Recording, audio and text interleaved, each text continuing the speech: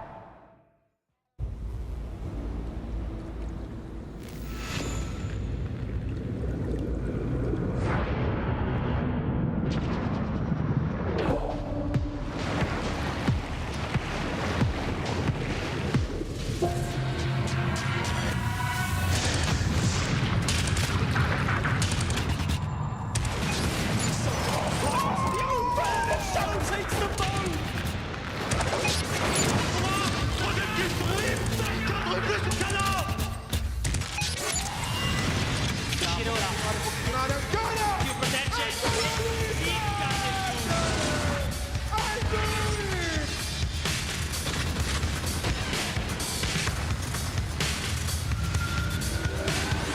will rise to the challenge, ascending to claim their place amongst the elite? The journey to VCT EMEA has begun.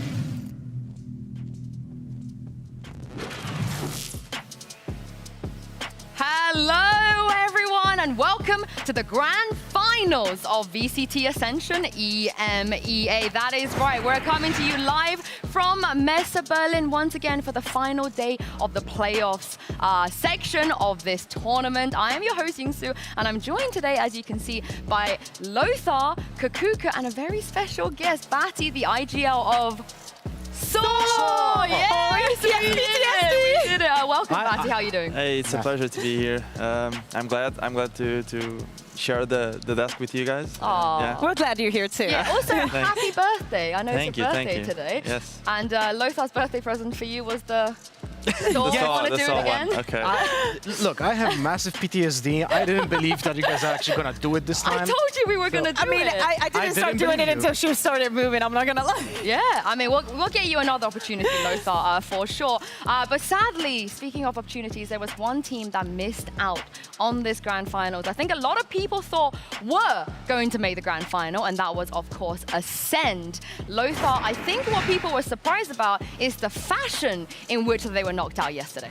Well, that would fit in that quiz that we had on day one, and they descended a little bit, you know? Oh, wow, okay. Yeah, I don't think anyone expected them to lose it in such a fashion. Like, it was, I would even say that most people thought that Ascend is going to win this match. So losing 0-3 is completely out of the blue. Gentlemates just showed dominance in almost every single department. And I was honestly very impressed with Gentlemates. And unfortunately, that means that Ascend is out. Yeah, exactly. We know that especially in the short tournaments, the short adaptations that you have onto the teams, the quick ideas from day to day are what make the difference. And the fact that Gentlemates had a brilliant performance definitely put us under such pressure that they couldn't take it in. We know that, you know, it's very hard to drop in this last part of the tournament, but only one team can take that win. Yeah, Batty, were you surprised Ascend didn't make it? I thought they would get like 3-0 Gentlemate, but oh really? The other way around? Yeah, the other way around. But I mean, Gentlemate just surprised everyone. They actually played really good game. So yeah, they deserved it. I think they might surprise people today as well. Who knows? But before we get into the grand finals, I thought it might be fun to, you know, talk about who we think could potentially be the MVP, I guess, of all of Ascension at this point. So I will start, and because I am extremely biased, and I wanted to make sure to give some limelight to my ex-Fnatic boys, I'm gonna put forward a very lukewarm take. I think most people will agree with me on this one, and of course that is Mystic from Apex. I think Mystic has MVP all over him right now, and I think he's been extremely consistent, and especially in the fact that he plays controller to put up numbers like that. What do you think, Batty? You agree with me? Yeah, it's my pick as well. Yes. I think Mystic is the one taking the MVP for me. I think he's an excellent controller. Very rare to see, to be fair. I think his consistency just is really good, and at least from outside view, I think he's a great leader. Yeah, I completely agree with you. Given that he has so much international experience, I think he shows that when he's on the server right now. I mean, since Batty agrees with me, do we need to carry on and listen to what Lothar and Kakuka want to say about this matter? Just give it to Mystic now. Look, you had a very low-hanging fruit here that you just chose. I went for the obvious pick. Yeah, exactly. I'm choosing someone else. I'm actually choosing the tank. Okay. He had fantastic performance yesterday, but that's not the main reason why I chose him. Because he's a very flexible player. In the past months, he played 5 different agents for his team and performed brilliantly on all of them. He played 2 duelists and 3 initiators, and he has an average of 150 ADR on an initiator. That is not something that you typically will see, but he will definitely tell us a little bit about that. Because when you're an initiator, you're giving the opportunity typically to the other players in your team. And yesterday he was saying that he loves that role, that he loves enabling, but actually the fact fact that he can, you know, put up those numbers and actually contribute to the rest of the team like that, I think that that is also a fair So take. you pick the other low-hanging fruit. I think that whoever wins today... A little bit higher. I reckon if Apex win, we give it to Mystic, and if Gentlemates win, we give it to Natang. Yeah. Yeah, I would definitely say so, and that's actually pretty logical. Okay, I have another one. I'm going to go for someone that is not in the grand final, but you know, it was a great surprise to me. I think that it has been also in the previous year, and I'm going to go for Thomasy, and it has nothing to do with the fact that Bad is here. No, but I will take it. I will take it. no, but I love the fact that it's such a young player, just 17 years old. We're always talking about the upcoming talent, what is going to happen with their tier 1, with the spots that will be open for next year, with teams that will make the changes. I think that he has made a great impression, and I want to hear from you, Buddy. Is there any experiences that you, or anything that you want to say about Thomasy? Because from the outside, he looks spectacular. Yeah, no, I've been playing with him for over 1.5 years now, and like I think the most important part of him is like he brings a lot of confidence into the team, and yeah, like he's just such a like a young talent, and it's if he goes to the VCT, it's good.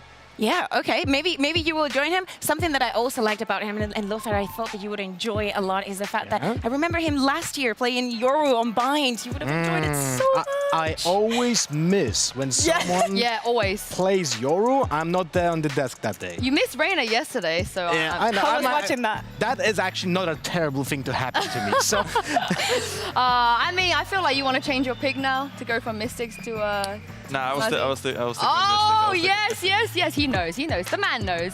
But speaking of Mystic, he has, alongside the other players on Gentlemates and Apex, made it all the way to the end. The playoffs bracket is nearly completed at this point. As you guys can see, it comes down to Apex and Gentlemates. And you guys know the prize here. Not just a trophy, but Lothar, whoever wins today will be directly and instantly promoted to VCT 2024. in my eyes, this is the most important day of the entire year, because that dictates the fate of an entire team for the next 2 years. It's an insanely valuable thing to have on your achievement, on your CV, but not only that, you get to play against the actual tier 1 teams in our regions for the next years. Yeah, exactly. And we're talking about this is the first time that it ever happens. After the partnerships system was announced and we had all the teams and, you know, that crazy roster mania that we have on the other side, all of these teams fighting for an entire year to get this spot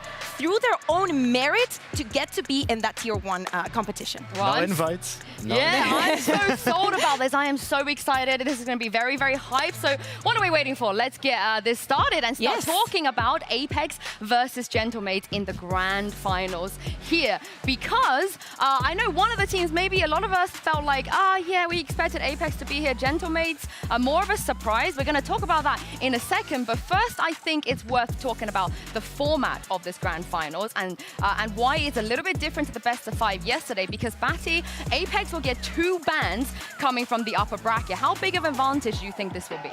Oh, it's going to be a massive advantage. You get to either ban the strongest 2 maps of the opponent or your weakest 2. And if it matches as well, it's good. So I think Apex has a massive, massive advantage here.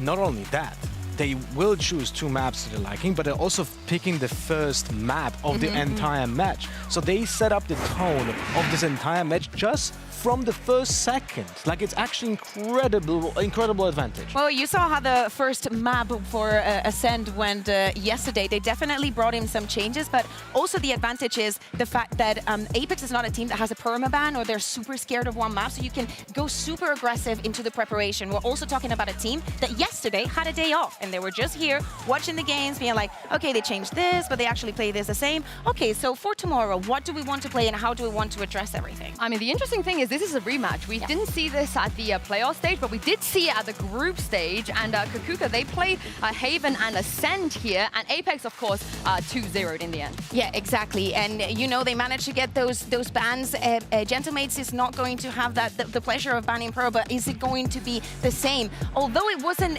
you know, after we're talking about, you know, picking that first map, Haven was not as decisive as it usually is for Apex. I would say that Haven is one of those maps that you can't really expect results that always go your way because it's such a complicated map. It's very similar to Lotus. There's so many outcomes and so many random elements actually that can happen on this map that will affect the outcome of the rounds. Yeah, but I think it's a map that has been around quite a long time. So like most teams play good, like play a good map on Haven. So yeah. I mean, it's definitely a strong position for Apex. The thing is, though, Batty, it was a 10-2 for Apex, and somehow last time Mace managed to bring it back to 11-13. So maybe they could take it this time, you think? I mean, I would give the advantage to Apex still on Haven, because at least when we play them, like they had really, really good defense, and then. I mean, I think they fixed the attack, because when they played M80, their attack was not really good, but when they played us, their attack was like we have really the budget solid. version, by the way. I love, we have the better version of M80. Yeah. I was waiting for someone to say that. I'm glad you did, Batty. But actually, I want to talk about something that's going to make Mitchman very, very happy, because you guys at home who are long-time EMEA VCT fans will remember this, but in case you guys don't remember this, Logan and Enzo, there's a bit of beef there on the server, because when they last faced each other many moons ago, Kakuka Logan pulled off a 1v4 here at Masters in 2021. This is just crazy. Don't even look at the hood. Everything has changed so much in Valorant, but this 1v4 that Logan is able to pull off just on 17 HP, gets the spike, runs onto B, plants it, and just because of Alliance maybe being too lazy to take the round seriously, because he's just a 4v1 and he's 17 HP and he just has a sheriff. But yeah, I think that out of all the time that I've known Mitch, this is the thing that makes him the most angry in the history of Valorant. It haunts you, and Batty, if you were on the receiving end of that, if Logan 1v4'd you like this, you'll never forget it. I would be mad. But listen, if you give 1v1 to Logan, he will take it all day. So they gave it to him, and Logan just clutched it. We have already seen a lot of rounds, maybe not exactly like this, but where Logan isolates the angles perfectly or punishes mistimes between the peaks and has like on Fracture the 1v3 that just gets one. By the way, it's always very satisfying. Yeah, with a sheriff, right? And against a full buy when he's on an eco. It's like always those rounds. He always has a buy. It doesn't matter. He always has a buy. He just needs a sheriff. He's like Nat, I feel like. Just use a ghost sheriff. Don't even buy. He's going to win you in the round anyway. But he's going to have to, I feel like, bring that A game today if they want a chance of winning. But I do have some good news. I don't want to traumatize Enzo for this entire pre-show. But actually, for the ex-Fnatic boys on Apex, your former in-game leader has a message for you. Let's see what Boaster had to say. Yo, what's up everyone? I'd just like to wish the Apex boys good luck tomorrow in their game. It'd be great to see Mistake, Magnum and Enzo again. I've never really played with Shadow or Keiko, but they seem kind of cool too. Yeah, that's it. Like, go smash it. You got this, boys. And Gentlemates are expected to win this event. You get me? They're expected to win this event. Anyway, yeah. Yeah, good luck.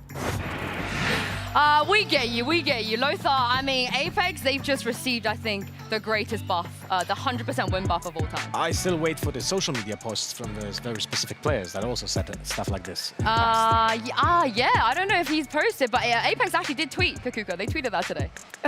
I mean, we know the power that this kind of things have. So maybe if they continue with the win streak, this could be the one. We can certify it. I don't know if they need any more buffs, though, Batty, right? Apex, they're the favorites there, you think? Yeah, I think Anybody so. shaving their heads?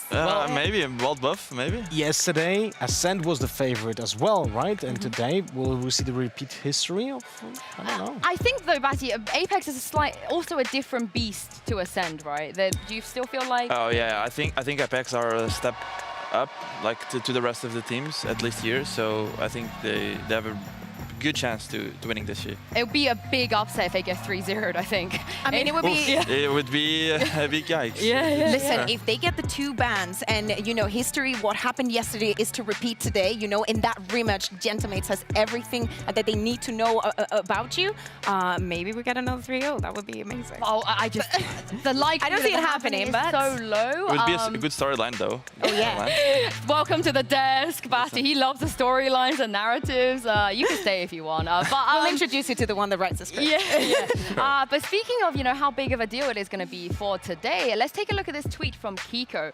Because he obviously has not had the success and the opportunity to play on VCT like his other teammates have, Shadow, Mystic, Magnum, and Enzo. They've all done that. And Kukuka, as you can see from here, one best of 5 that would change the course of his life. He's not exaggerating. No, at all. And you have to think of both the sides. If he is to lose today, he has to make a big decision, or he doesn't know, that the future is open for him. Maybe he can go into some tryouts for some teams, so it's not as easy. But if he wins today, as we were saying, this is the first time that is going to happen in the history of Valorant that a team, through their own merit, are going to make it into the tier 1. For him, especially out of all of the team, out of the players in the team, I know that they're kind of in this redemption arc and just seeing their ex-teammates' faces again on stage. For him, it's a different journey. Yeah, it's going to be absolutely huge. But the thing is, Apex, although they are the favorites here, Lothar and Batty, they are not unbeatable. There are holes in their game plan. Yeah, there are some tendencies that can be exposed, and then we have a perfect opportunity to talk about that, because Batty just played against Apex 3 days ago on Lotus. It was 13-11, super close game, and I'm bringing out round 18 because you told me that there are some things that you read from Apex, and those are things that can be also used against them in today's match. So we're gonna go into this round 18. It's a standard 1-2-2 setup on the defense that Saw has, and now Batty, go through, please walk me through how you take the A main control and what are the next steps after that. Yeah, so we take A main control as 3 guys. So we have Breach, Sova, and Neon. We use the wall and the sun from Neon and the arrow from Sova to control A main. And since we didn't know, we know they didn't contest A main, I rotate all the way to C. So our Viper is safe if they contest Viper. So because of the lack of action on the A main side, you're going, as you said, to support the C set, right? So typically in this freeze time that happens when there was no pressure being done on the A, what is your read? What is your next cue that you have for your team? Yeah, so we knew that if they don't take A main control, they would most likely take C orb, and that's basically what they did. So we were kind of ready to have a trap play there, ready to see. And then here, while Addicted was taking info, our Sova, they started using the Odin, and Enzo normally takes the Odin on their team. So that gives you information on who do you expect in a certain extremity on the map, right? Since we know that the Sova is using an Odin only, you told me that you know that Enzo has a very specific tendency on when it comes to faking. What is that? Yeah, so while anti-stratting, we kind of saw that me, Enzo, and Bias from Gentlemate as well, that we kind of had a tendency where we would fake alone or with another person, to try to fake. So we knew if mid-round he tried to take A main, but they didn't do anything after it, would probably be a fake. So we knew after they droning A main, we still had the info that they didn't continue to push us back. So we knew it would be a fake. Because typically you would see another player using some kind of utility as well, maybe some smokes, maybe some flashes, right? But yeah, taking completely out of our info, but they didn't do that. Exactly, and because of that, you were able to set up a very specific, I'm gonna swap the minimap, the very specific play that you guys use on the C area and B main area, which is your signature, let's say, pincer movement, right? How does that work? Yeah, so we had a set play ready with the Neon ult, which basically is that if they use any utility to try to get into side, or if they ping the orb, we would pinch through C and the doors from B, and use the stun to stun the orb side, and then the paranoia from Omen to flash the mount. And then after that, I would flash really high on the waterfall wall, so the agents behind the mount would be flashed as well. And it doesn't affect your teammates that are going through double doors. And we're gonna play the round now to see how does that happen actually during the round.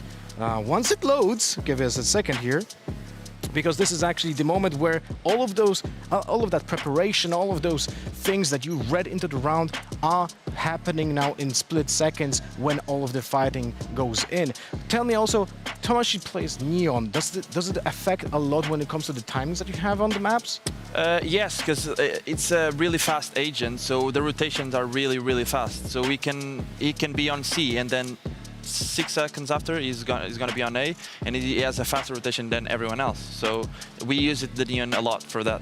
All right, thank you very much, buddy. That was awesome insight. Yeah, thank you, you two.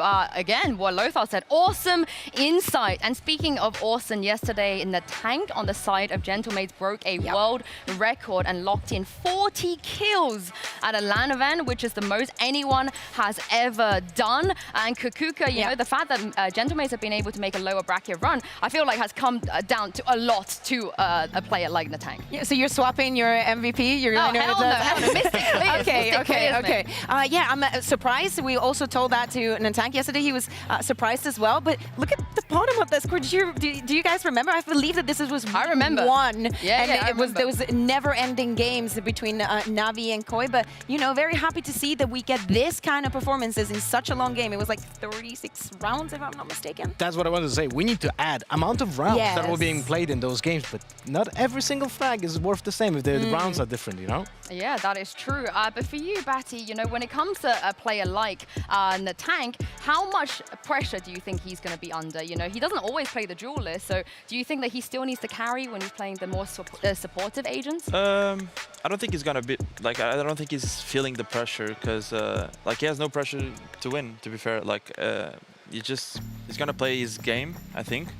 And as if he plays like yesterday, Gentleman is gonna take this. So. Oh, okay. What do you guys think? They're still in the same position that they were yesterday. Let's say not only being the underdogs, but also performing in that lower bracket run. Always, you know, having everything against you. So if they can do we're the ones that are not expected anything from, and they go with that mindset, probably they will succeed.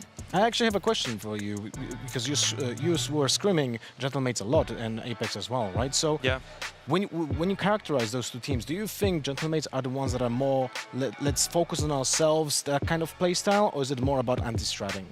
I would say anti-stratting. Really? Okay. They were great at it yesterday. Because we felt that, especially Tomasi, he told me that he felt they were anti-stratting.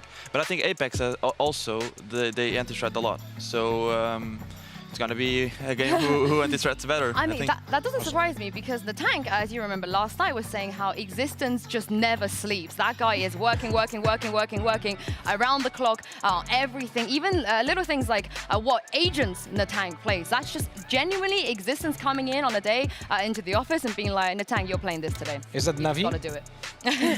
I mean, it does remind me. We just needed another Navi, you know?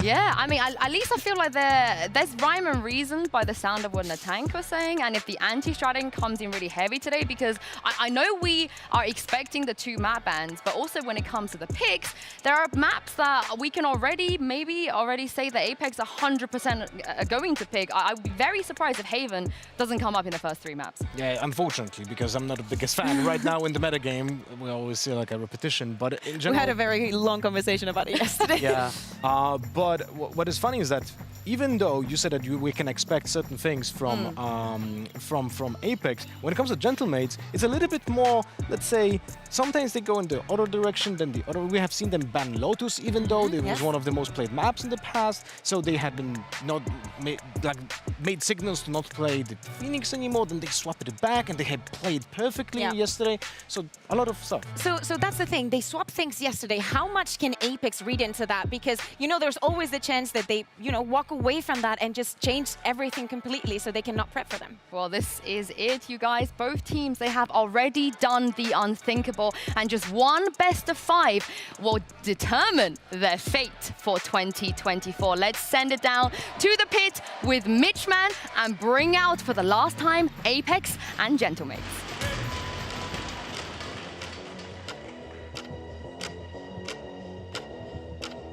It's time for 10 players to walk down the tunnel and enter the Coliseum. For 5, this will be the end of their road. For their opponents, the journey is just beginning. With a record of 25-1, you knew that they were going to be here. Time to introduce your first grand finalists. It's Team Apex. Apex. With over 300 maps played, he's been at the top, now fighting his way back there. the controller clutcher himself, Mystic!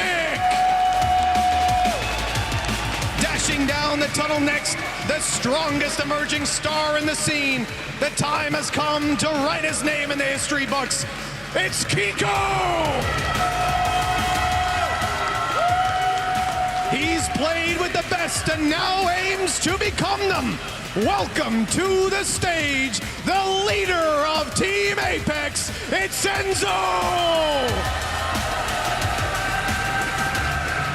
Step into his avenue and he'll make you regret it. Locking down his side of the map, it's none other than Magnum! Finally, stepping into the spotlight, it's the stunningly accurate, shockingly fierce support for Apex, Shadow!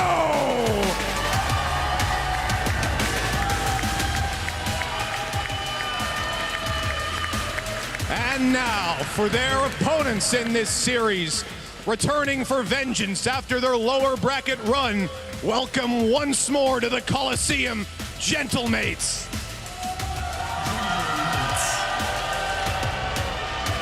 The strongest clutcher in the league.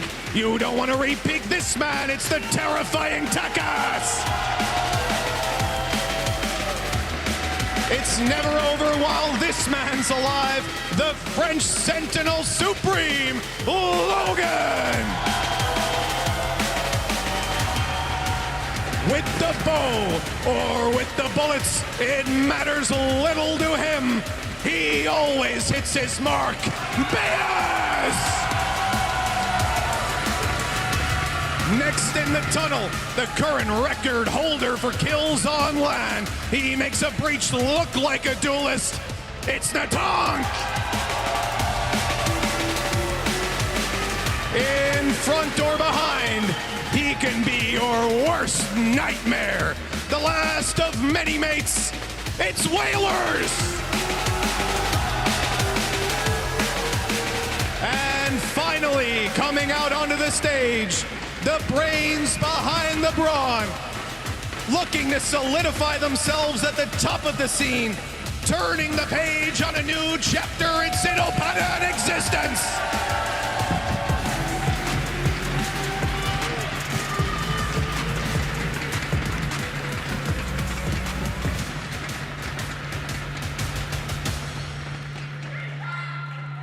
A beautiful introduction there from Midgeman. He could not have put it better than me here. A start of a potential new chapter for one of these teams. Of course, winning will put them directly into VCT next year. But first, they got to get through this grand finals. It is going to be a best of 5. And let's talk a little bit about the map ecos before we see them.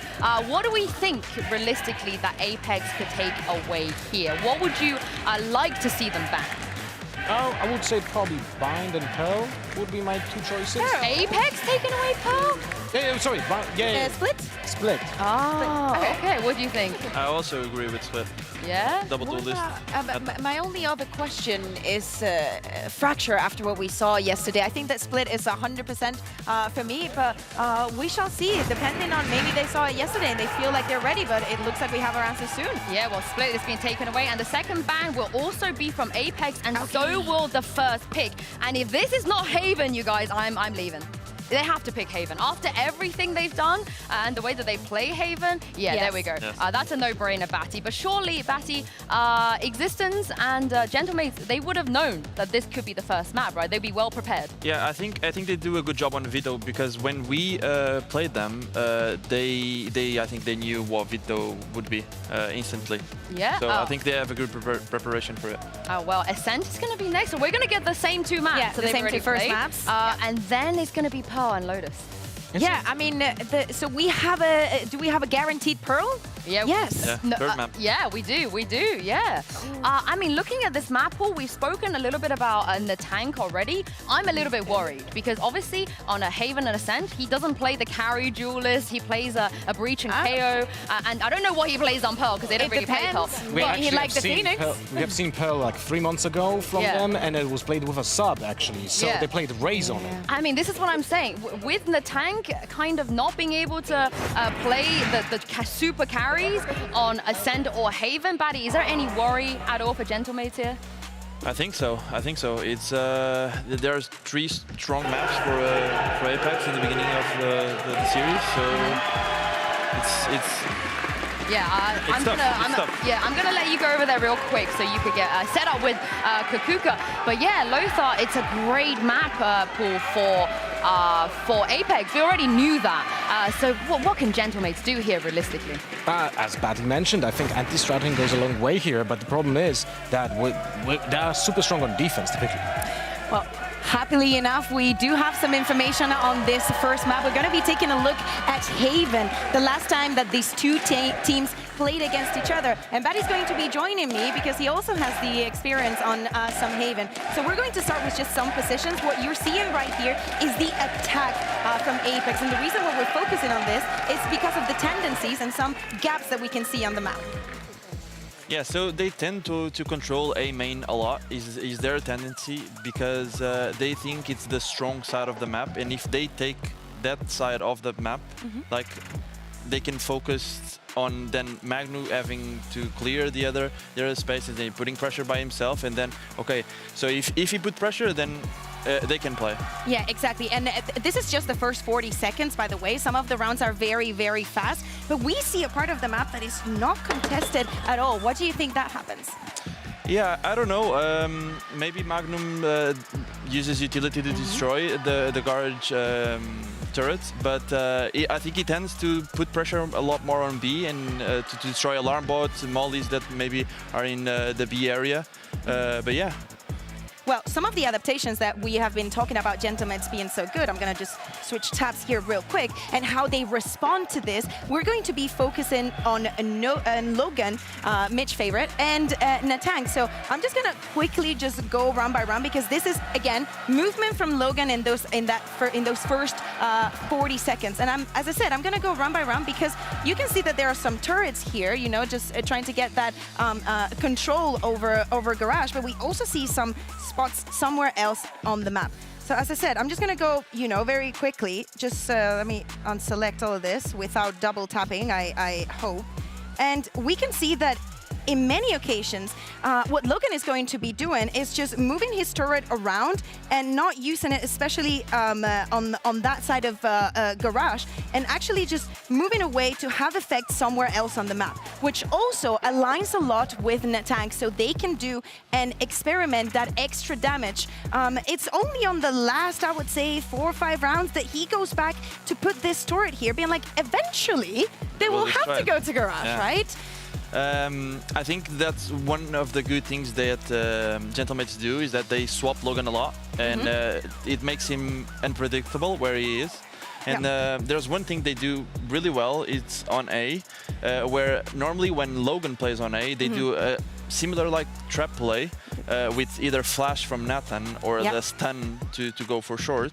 And for example here, he puts the turret here, and you can only hear the turret if you are close to long, which I think it's too late to react to the play, and then Yeah, some people, you know, might forget about that sound cue, but it's very important that they have so much pressure and they can have so many different things to do. Also, when you have taggers on your team, to put some pressure somewhere else. Yeah, I mean, they would have to if they want a chance here today, because as we reiterated before, Lothar, Haven is Apex's home ground. They own this map.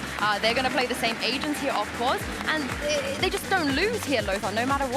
And you know what's interesting is that Apex is actually a faster team on attack than Gentlemates, like by a huge margin. We have like first plants happening for Apex at 10 seconds, while for Gentlemates, the first plant that happened in the last times they played Heaven was at 30 seconds mark. That is a huge difference in playstyle.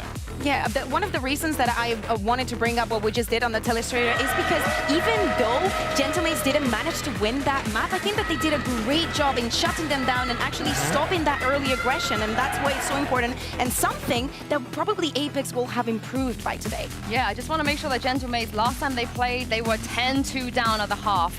You don't want that kind of a start here because the Apex are not going to let you be able to get away with that. And it's time for us to jump into map 1 and throw it over for your casters for this grand final. Give a warm welcome to Pansy and Hypok.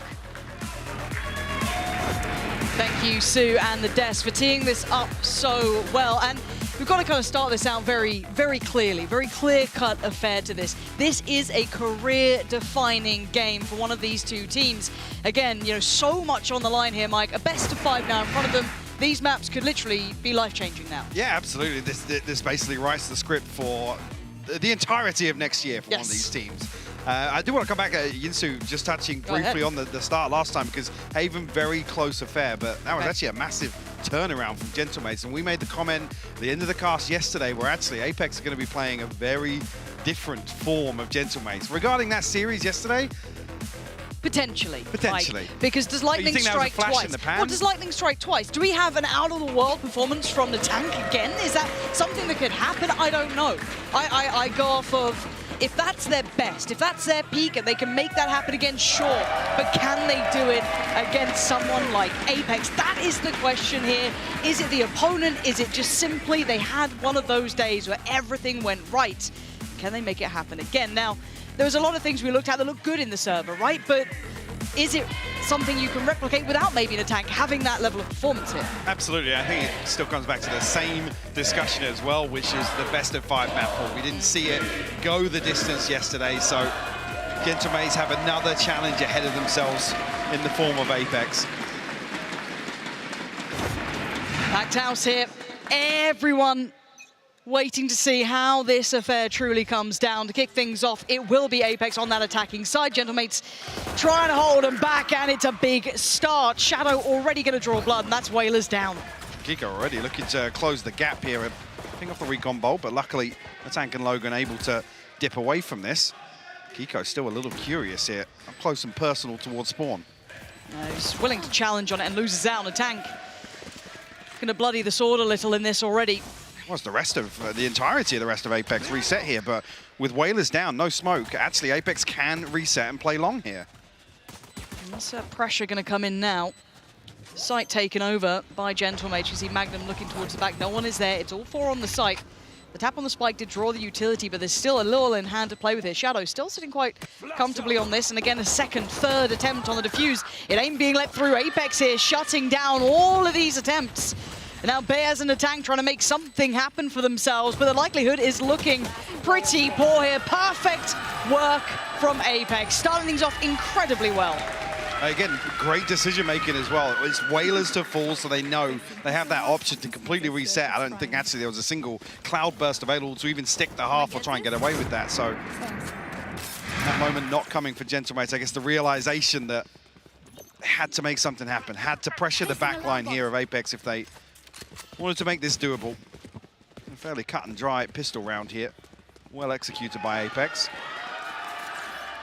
And a good way to kind of set the tempo, right? If you're looking at momentum and does it carry over from a day, I mean, that's debatable. Now, of course, at this point, though, you want to kind of regain that composure because you sat back and watched probably your opponents had the best game of their life. To get them in this scenario, you want to kind of set that expectation that, again, we were here first. We were waiting for you to try and come up to us. With a start like that, it will certainly get that confidence building for Apex, kind of dealing and quelling any of those worries that could have happened from watching that previous game. Now, as it stands, this round is quite a light investment. Only that Sheriff so far really to pose any sort of problems. That's going to be in the hands of Logan here. And Apex taking their time, being cautious and meticulous on approach. But it is a bit of a stack hit. And the flash could not have been better. Kiko already teed up for 2. And clean work to begin with. Takas, the last line of defense here towards A site at least, tucks himself into sewer. Classic in hand though. Apex just waiting this out. Magnum is even going to spot him, so information relayed. Bear's down to 12 HP actually, didn't even catch where that damage had come through elsewhere in the map. Almost feels like a bit of a formality now. Yep. 5v3, the weapon advantage here as well. Again, no stone left unturned here on the way through. A dump of utility. Takas the last one to deal with here. in a consolation, but no. Kiko will actually find his fourth there, making great progress towards that Blade Storm, potentially being available here for round 3. It's just the tank. And the crowd wants it. Does Kiko find the ace here? He does indeed. Beautiful work. Nice little confidence builder there. Seeing some biased casters in the crowd. I'm not talking about ourselves for once. Lovely to watch back, and as said, this is just how you want to start things off. Get that confidence sky high. We saw what Takas was able to do when he had that sort of beginning in just those previous maps. And as said, when the Coliseum commands it, you have to respond in kind. So, high spirits to begin with here. The response is there to be made. And crucial as well for Kiko. Obviously, in the interview the other day, he was talking about having some shaky rounds to start things off, and that kind of set him, I guess, lagging behind the rest of the team, at least he felt in his eyes. So, even though here an anti-eco, but to kick off with an ace, it's exactly what you want to see from Apex's, star player, to be honest with you. Oof. A lot of damage going to force a little bit more of a deep hold from Takas. He can't really stick around on that as much, life on the line, but you can see what Gentlemates are up to. Prioritizing this mid control, trying to post up the tank a little deeper. Yes, he's got Whalers by his side, so it's not a singular endeavor. But back towards the C side, that early damage, obviously not confirmed, but they've got to know so there was some fair amount to force Takas away. I was going to say, curious on the back of that there's no exploration towards A long here. You see the set piece come through from Apex towards C side. Takas should respect this, still down at 17 HP, so no opportunity to challenge, but Magnum doesn't get dug out of this lurk here. And Magnum used to be one of my favorite players to watch in these sort of positions. Timing, but it's still good. Magnum going to hold that backline incredibly strong. Fancies a little bit of his odds towards Garage, maybe overdoing it a touch there, opening up a chance for Whalers to get some control building. Now an opportunity beckons. Can they get back towards his site? Takas still left a little lacking, but still finding the impact, and that's a huge bit of work from him. 2 massive kills. This time they've got Whalers standing, so that smoke can come in, and Enzo presented such a tough task. Is he up to the challenge? Not right now. Whalers able that time to shut down the account and get that defuse on the go. Takas actually goes above and beyond with 17 HP there. The crucial ping coming through from the recon bolt to enable that second kill, I believe, onto Mystic. The worst possible timing. And quick collapse onto Magnum as well, so credit to Whalers in that situation. Again, that ping right there, yeah. Wow, the timing on that. That was 17 HP, Takas. Again, a stiff breeze would have blown him over there as part of that retake, but able to get 2 kills swinging out from Connector. A big win early on for Gentlemates actually to stop this momentum. Shadow, decent progress towards the Rolling Thunder. Other side of things, only really the Blade Storm on the brink here. You can see it looks like they want a bit of that as soon as. Aldrone going to create that pathway. Takas, I quite like that he's trying to be a little bit versatile as well, maybe just because of trying to get that ult through, but even that aside, I would see him switching it up. The Aldrone on the other side is going to be a problem. To respect this now, falls away. Still no Blade Storm there. Maybe missing that opportunity now. We have to hold on to this, I was going to say, for the time being, but flashed off the angle. Takas receives the information early enough, though, so let's have a couple of teammates across for support. And the tank set up with that fault line, but it's a big gap for somebody to follow up on. Still committed here, so we'll actually clear the space proactively. We should have a decent read on this, but the tank, no aftershock and no fault line here to deny the plant.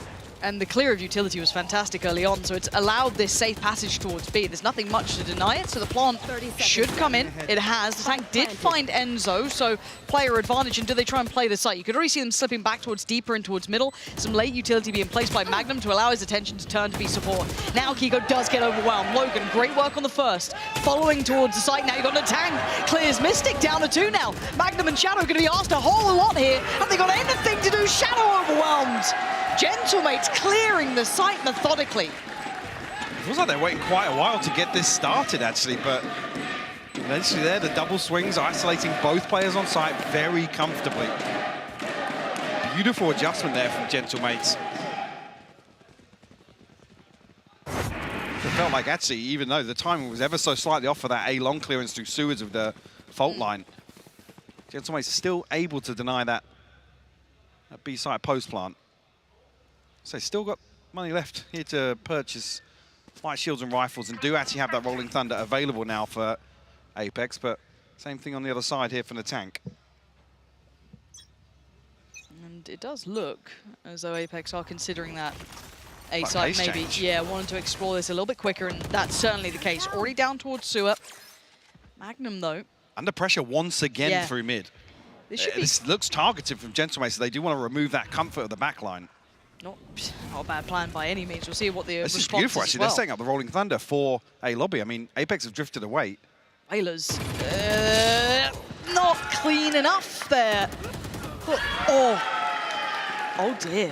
The tank's fallen. This is huge work from Magnum. I mean, all that pressure, a question if he could maybe keep up to that challenge, and they've dealt with it incredibly well. I mean, they clearing through mid. They peel 3 back on the back of the turret being removed here and completely catch Gentlemates off guard. Beautiful amount of work coming in early. This puts so much scrutiny under the final 3 players. Taka still has that operator, so could have the potential to do a little bit more damage, but if it's into that post plant, it becomes incredibly difficult to find that retake. And already pinging out 1, they know that Logan's going to be pretty vulnerable here. There is still a player on this site that they haven't fully cleared, though, and it's going to be Bayaz. Maybe unexpecting to succeed so well. Finding 2, bringing this back to a very feasible scenario. A 2v2 now. Takas sitting pretty. Yes, Logan is a little lower, but can he create an opportunity for Takas, or does he just let rip? Oh, he spotted a picks out of place. He knows one's on the site. Looking for Magnum now. He's tucked in towards Graffiti. Dives in. Gets ahead of the Ultra, and it's huge from Takas. Incredible work, especially after they're left only with 3 and finding so much value off of Bayaz. I mean, Bayaz goes absolutely massive to make this doable. I think Magnum down to 50 HP, so only 1 tag required with the Blade Storm. But this is after a beautiful response from Apex. I said the pressure is there once again to try and isolate or at least pressure Magnum on this backline. I mean, it's huge that he gets 2 from that spot. Fantastic work. To flip a 3v5, by the way. That's a confidence builder. You can see what it can be like on the other side. Very, very key emotions there to be seen. Takas back on that operator, keeping that in play here. Maybe set up for a little bit of work this time. Early smoke in towards underpass, though, in towards that sewer area is going to deny any vision. You can see Apex are very heads up about this. It's another round where Gentlemates are looking as if they wanted to proactively use the Rolling Thunder there. I'm not sure maybe if Takas is pressured away or because he's got the operator, they don't want to send it through, but Bayaz positioning down towards sewers once again. And look at the stack on long, though. No one there to help, really, to clear any of this. Takas will be lucky to still be alive at the end of it. You can see the utility being poured on through. There's still 1 man they're yet to clear. And it's once again going to be Bayaz. Keep him in your mind. Keep him at the front of your mind. He's done so well again. But he's overwhelmed. He's brought it back to a 2v3, though, and it's become very possible. The lockdown going to be dealt with. Logan creating chance here. Mystic has to fall away. They've denied this plant, and they can fall off from this. Reset the tempo, because look at Whalers. Do they even have any sort of heads-up consideration of this? They're clearing towards sewer, but Whaler's going to take the site. He's going to see nothing. He knows something's afoot here. Clears through. The timing, though, just about avoids the shots here, and they've fallen away. 35 seconds now. What do Apex do with this? You can see Logan's considering the He's possibility. still got his full setup, 30 seconds left. So that should be a big indicator now. But Whalers looking to reposition back into heaven. Is he going to swing onto this? Oh my god, he gets the shot as well! A ton of damage! Look at Mystic's HP. Down to 67. 15 seconds as well to play with. Mystic needs some heroics here. 10 seconds now on the... He wants the plant. He wants something on his side. He's lost his teammate. He'll take anything he can get here. 1 smoke to invest, and that's it. The spam's enough to do it. Again, gentlemates. How many times is Bayaz going to go unchecked and do so much damage? Is that 4 diffusers back-to-back I think it is. I think it is. I wouldn't be surprised to see a timeout called this early on here because Apex are finding success on the way. You can see how clean some of these entries are, but again, Bayaz from this spot makes it doable. A perfect paranoia, by the way, from Suez to isolate Magnum there. Also remove the possibility of the lockdown having any value whatsoever. Yes. A stark contrast. Quite. But this is when you start to kind of pay a bit more mind, right? We talked about kind of dealing with the confidence that Gentlemates probably would have had from that previous game. Well, this has set it right back, right? This will be sky high. Not only have you fought against literal odds of, 2vx's, all of these scenarios, you've been pulling this off the back of one player having a fantastic performance. Now you're sitting a little bit better with the ults coming through and everything else. Respecting enough this round to sit a little deeper. Enzo going to post this. Francis Fury does come in, doesn't find what he wants, but Magnum watching that back line like a hawk. The tank's been isolated, so that's worked well for them. Rifle upgrade for Magnum too. Keep in mind, this wasn't a weaker buy, but these retakes have been deadly. The paranoia comes through. Shadow looking to challenge, but shut down here. Logan finds a follow-up. He finds a second. Run it back, rinse and repeat. Gentlemates are clearing up the site. It's all on Magnum. Fortunately for him, he did pick up the rifle, and he's still going. Fantastic attempt.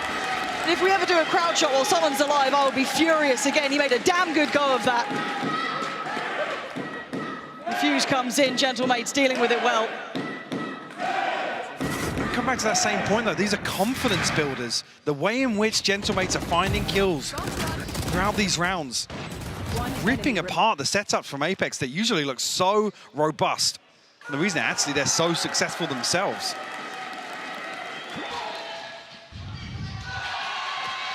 A little bit of frustration shown from one of the coach cams here.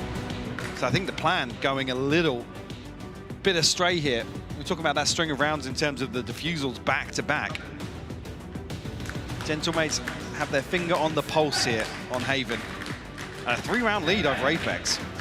I'm a little you can see this is a correction coming out for Apex. I mean, what are you meant to do, right? Because if you look at it this way, and the way I always kind of simplistically think about it, it's the tactics that get you on the site. It's in a post plant, it's just good crossfires, kind of good trading. It's all of those sort of things. And that's what you're lacking. That's very difficult to deal with. That's when you talk about the variable of a player like Logan, a player like Takas, or a player like Natank. Actually, the last few days where they can really defy the odds. And even Bayaz in a couple of these rounds where he shouldn't even be getting one, let alone two in some of these crucial situations. I think the scoreline is a byproduct of that. No ultimates available other than TP from Mystic here. Nothing really to work with off the rip. Shadows traveling. Another time we're actually seeing Logan positioned over towards A here. Mystic actually sticks the TP. This will certainly make... Look at the pinch, it's beautiful through Garage. Okay, I mean, Whalers is in trouble, right? Like, he's dead! He is pinned to the wall. Taka's trying to deal with that backline, but that is being just eviscerated. The Tank and Logan, this one looks impossible, right? This one's impossible, right? I mean, Odin in hand, you'd hope so. You can swap out here. A long way away from that fault line, which is the big, real component to try and get something done here. So Apex, a beautiful pace change coming out of the timeout, but again, just to note that pinch through Garage from Kiko. Mystic sticking that TP. Paranoia gets sent to actually enable Kiko to catch anybody retreating back to punish that TP. It's beautifully executed. Total sucker punch, actually, to the defensive Gentlemates. Enzo on the hunt to see if he can find and remove one of these weapons still. I mean, keep in mind, these rounds have been so close. The economy is far from completely stable. There is still damage and work to be done in that regard that could be very beneficial. I think for now, yeah, they'll get away with what they wanted to save, so that will stay into hand. I'm going to watch this one back. You can look at the pressure just on the mini-map alone. Yeah, I mean, Whalers was desperate to look for just a pocket to play in with that Nano Swarm landing, but I think at the last second realizing, I think even there on the replay, you can see his rifle sticking into the smoke as well. So a beautiful execute coming out of Apex. Interesting timeout for Gentlemates coming in. I didn't know if that's necessary off maybe what felt like a pocket piece, but maybe there's something to be adjusted, right? Maybe there's a note to be had here. Just wanted to kind of correct back into this. We made this comment the other day when No Existence has seen something that actually, you know, maybe he doesn't feel the players are aware of from listening to comms, or... He does have a ring binder of strats, it looks like. That's a big old strat book, actually. That is, that is. I mean, a historic figure for very good reason. But at 3-5, maybe it wanted to address the early round again. A lot of the value of Gentlemates rounds they've currently posted have been retakes. Yep, first 8 rounds, maybe just to take a breather here. Yeah. If there's anything that actually, you know, some of this mid-pressure or to look towards the back line that Existence now wants to follow through with. Maybe apply a little more pressure. Loving the crowd again today. Right there. Right there. Ran absolutely mental yesterday for Gentlemates. Rightly so. I mean, it was a thriller of a game. Can only hope this keeps up to that sort of level, which seems like it already is. Nice purchase on either side, so this should be a pretty fair fight. Spam comes in, any connection? Well, Yeah, a Mystic. little bit, but only 79 HP. Not actually posting anybody deep up. It's another variation of Logan's setup on A here. Contact alarm bot down on long. And then I swarm on both choke points here. I don't think any info, I didn't see any pings come out there, but the Aldrone at least clearing some space as Apex will freeze behind it. A very loose hold on A long, actually. It's sort of unconventional, I guess, in terms of most teams' approaches. Which is maybe why Apex have got a couple of question marks on their approach. I want to see what the response is once that alarm bot gets dealt with. The double stack towards sewer, smoke in towards long. And are they going deeper on this, or do they feel like after what they've learned so far they can play from sewer comfortably? There's the smokes going in, so this feels like it's those telltale signs of the hit gonna come through. The Aldrone does at least note one, not the second this time. Yeah, Bayaz is very much indicated. They've got the site under wraps, but they still control some of the map. Logan going to stamp his authority on that sewer hold. Maybe not expecting the second player there, only noting Bayaz, but Bayaz followed up onto Mystic as well. Now, fortunately for Apex, they have managed to clear through a fair amount of the site. Now sewer's the next target, but there's still Whalers. He's still standing, but only can do so much. It's all on Logan in a 1v2. Still not impossible, but getting a little bit harder by the seconds passing. The plant, the spam, it's not far, but it doesn't find what he wants. And the double swing. Apex getting a grip on the game finally. What a recovery as well, because I think the plan all the way along here is to isolate one or two players in sewers. Right, we see such a deep, committed hold towards that position. Magnum gets isolated, but Apex still win out 2 gunfights on site here to flip this back in their favor. See here, yeah, Enzo and Kiko both finding kills at the same time here. Yeah, heroics on the side from them, because that felt like it was going to be another situation where sewer was a problem. I was curious to see as well, because that was around Takas had the operator over on C, but Whalers was, I would say, lagging behind a little bit, but he was there with Takas for a long time. Even you get the confirmation of alarm bots dealt with, the Aldrone is invested from Apex. There's a couple of really Smokes key, coming in. yeah, I mean, key this is indicators. Surprising. And a totally different pace change now. Look at Apex, very cautious, maybe expecting that mid-walk again, maybe just going through the motions of trying to be diligent. You can see Magnum clearing very deep towards that corner. Managed to catch in a tank before in that sort of position. We saw that with Whalers not too long ago.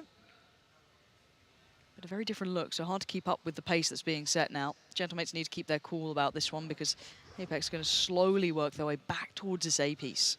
The Rolling Thunder as well, in the hands of Shadow. Bladestorm if they see fit. And now actually with the second member of Gentlemates committed onto site. That's a crucial dart though. Do they can't commit to the site. Yep. They got to get out of there. It's time to evacuate. They do make it away safely. I was waiting for a couple of seconds and said maybe someone got a spam on the way out, but no. Apex with that utility, with those ults coming in, able to take the site quite cleanly. So we'll be in a 5-man post plant here for both sides.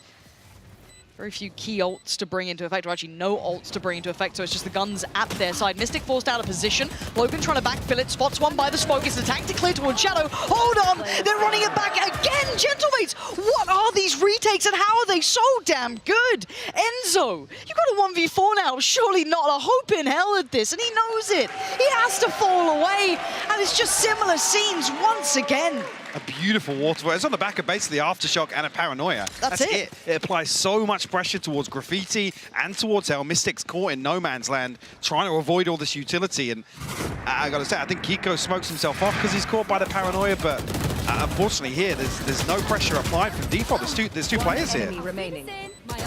There's so much chaos created by Gentlemates that I think Apex could try and turtle a little bit. Yeah. Try and back up and just sponge the hit, and it just doesn't work for them. You've got mirrored ults here as well. Into play. Any close enough by to change much? Not really. So early chip damage achieved. And the dart there to follow. So noting early presence. Again, it is a solo hold from Bayaz here, so maybe wanting to have some support if necessary. Now look on the other side of the map here. Takas taking a whole lot of space down towards C-Long.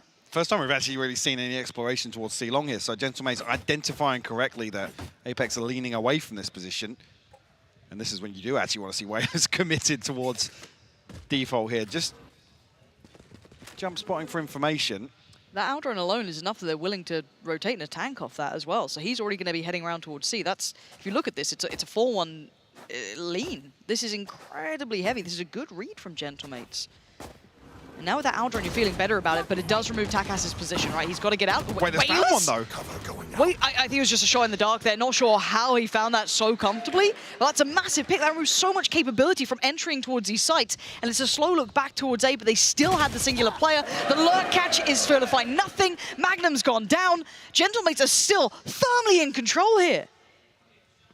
30 seconds left. Players up towards Heaven. He's maybe just waiting on the recon or some information. Shadow still making his way all the way across here with the spike, but stall. Apex not able to find anything off that initial push. Kiko still goes in. He will find one. Whalers will fall. That felt almost too audacious, but it works. Locked down there, going to give them very few options. They do need to back away 2 more seconds.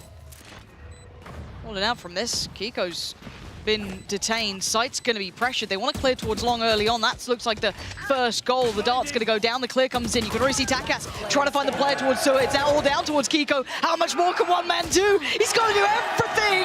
And the tank stops him in his tracks. Just faultless retakes now. This is... And this is around this key, actually, because they've almost forced the adjustment of Apex to try and consider the rest of the map, plant the seed of a fake onto C site. It's just ahead of the cloud burst, yeah. Okay, that's how we got it. I mean, I was worried there when Whalers doesn't deal with the Owl Drone, and then you know that the setup's basically picked apart, but to still come away with a kill in that situation is absolutely huge. But like I said, this has forced Apex into exploring elsewhere, not this kind of death ball approach towards some of these executes, which they've lost out in the post plants. Come into the I think there Apex are hoping that Magnum's either played in on the lurk or Enzo and Shadow can find a little bit of pressure, a little bit of damage, something to write home about, but it just doesn't happen. And with a 7-4 scoreline, Gentlemates in firm control of this half. And does this pace change look to try and exploit Bayaz here? He is solo holding this and he's fully blocked. He still gets one. This guy just can't lose, right? And he's just taking someone with him every single time. Lockdown is in play. Takas. I was going to say, surely not. No. Okay, he's out of there. He'll be fine. The stun is good. He's actually pinned in now. Aftershock too. Does he get away? Yes, just about. 4 players towards Heaven for a second there, but the plant's going to come in now. Look at the utility that they've got to play back with. The tank is situated with big impact. If they try and stick around the site, they are screwed, and they've stayed way too close. And now here comes the cleaning crew, but Magnum trying to make the most of it. Logan's going to take him down. It's a quick trade out. And look at the site clear coming in. The tank again! It's steamrolling these guys! Absolutely textbook from Gentlemates.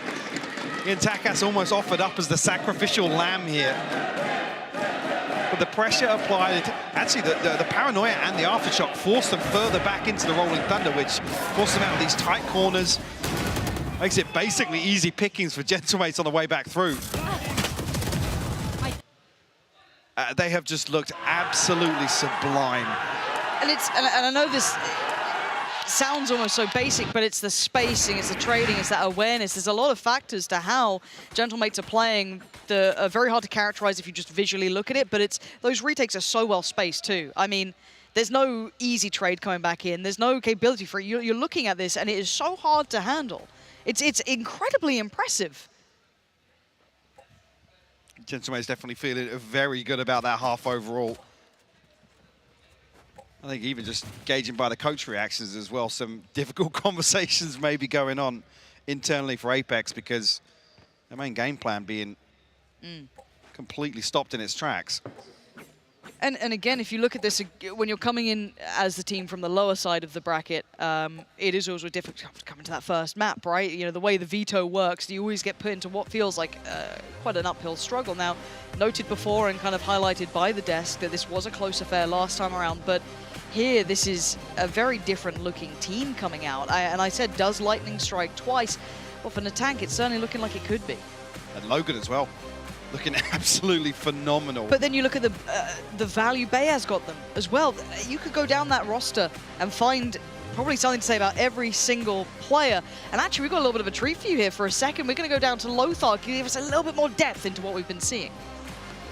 Thank you, Pansy. We're going to go quickly through how Apex is approaching the defense because we're going to see them now. And Buddy, how would you approach, actually, how would you attack Apex defense's line? Yeah, so Magnum tends to play double doors in B with his utility. So I think if you take A main control first, and then you freeze, and then you let the Sentinel plus Initiator like deny the info from Magnum turret and alarm bot, and then you decide from there. I think that's the best approach you can get. And we have seen that from Apex actually when Magnum was clearing the utility from the Killjoy by his own nanoswarm. Exactly. So we probably have to see a repetition of that, or with the shock test from Sob. Because they won. Every single time they control their main, they won. So. All right. Thank you very much, Buddy, for the insight. And we'll go back to the casters. Awesome, thank you so much there. Lothar and Batty talking us through things. Now, do you have your crayons out? Was that you having a little scriggle on the map? No, they don't let me near those. They don't. No, you're not allowed. You're not trained. No. I'm not allowed to draw things. Okay, let's have a little kind of refresher. 8-4. Now, if you're just tuning in, you think, oh, that's not a bad scoreline, but you want to have seen those 8 rounds. They are soul destroyers. The retake after retake. I mean, it was something, not out of the textbook. But just to bear in mind, statistically as well, Apex with a 65% win rate on attack on Haven. So wow, there's definitely an upset in terms of the numbers. Even here, actually, a big gap left open by the defense of Apex, and Gentlemate's almost scratching their heads, wandering onto B site here. But there's a triple wrap through A lobby. Spike planted. Who's watching that back line? It's going to be Logan. No charges left. Now, they've decided they want to take that kind of C connector area, overwhelm a little, which I don't mind. I'd rather them play out of the site a little bit, but it's this. Logan's behind it. He's got to have seen one. He's seen one at the very least. Takas swings. This sets up Logan now to try and get that timing just right, and he should be able to get one. Dead to right. And now the site gets swarmed, though. There's further problems, but Logan and Takas holding on so well. Enzo. Oh, bloody hell, this is just so difficult. The timing on that, the coordination again, you saw it in real time. Logan spots just a pixel crossing in towards window. Takas puts his life on the line. I mean, I looked away from him for a second, and it was a triple wrap through A lobby, and somehow Logan slipped back behind it. And this is played to perfection by Gentlemates. And I give credit here as well to the likes of Takas for putting his life on the line for it, right? He just steps out from garage. He wants to get that attention to play in a couple more seconds for Logan to get there. Selfless play from your duelist there coming out. Beautiful, beautiful work. Yeah, you can see that's huge. And one thing we have seen already demonstrated this week is actually an over-reliance, maybe a little complacency around Magnum's setups on Haven here. So Gentlemates have got a targeted strategy to address that and maybe exploit that a little bit. Curious because there's not many rounds to play with here if Gentlemates win out the first few. Oh, that is swing, though. A full-play swing, and the pressure's there. Is there any more damage to be done? Look at this, Logan down to 37. Not bad. They could do with a bit more. They can cost him a rifle. That would be, I mean, fabulous, but at this sort of scoreline, though, you do start looking away from the silver linings. You start looking away from those benefits because you start needing to get rounds here. But causing problems ain't bad. That's going to force Logan away from the plant. That makes it a little bit more uncomfortable. Another opportunity beckons. Whalers goes down. Hold on, there's some life to this round yet. And Takas puts it to its grave. 0 life left in the round. 3 still standing. And I think most of the valuable weapons back in hand. This is fairly heartbreaking, though, because this is Gentlemates on double digits already. Yep. So we get 1 buy round to try and stop this momentum. Apex have to win out, and they have to win as close to flawless as possible here to be able to build back into this deficit. I believe what Gentlemates lose a Bulldog there. I don't know if they did retrieve that on long, or maybe the position on sandbags has dropped outside the map. I'm not entirely sure, but it's not even going to matter. Rifles across the board, a Guardian in the hands of the tank. 2 away from the lockdown already. Jeez. Okay, this is what we look at. This round right here. Big info on Takas. Counter utility going to quell any sort of maybe further aggression they might have wanted, but as we can see, Gentlemate's going to continue that path, really deterred from any further pressure. The spike all the way back by spawn. They're not yet fully committing. I think Enzo got noted there, so forcing his hand a little. Needs help to get out of this, potentially. Bayaz hungry for it. Desperate to find that kill. Nice work from Enzo to play his life so well here. Nice bit of chip damage too, just a parting gift. Pico trying to play that off angle here. But they've called 3, 4 players all present on A now. But Bayaz able to slip away. A ton of utility burnt up. Magnum has reset. Away from Garage, away from C site. Does have utility scattered across, but Spike not committed just yet from Gentlemates. Still desperate for a pick. Looking at their other options, maybe. I mean, second objective here. Yeah. Perfect timing. 30 seconds left. They're dealing with some of Magnum's utility. But it hasn't drawn a rotation. Look at the minimap. There's still 3 players of Apex committed.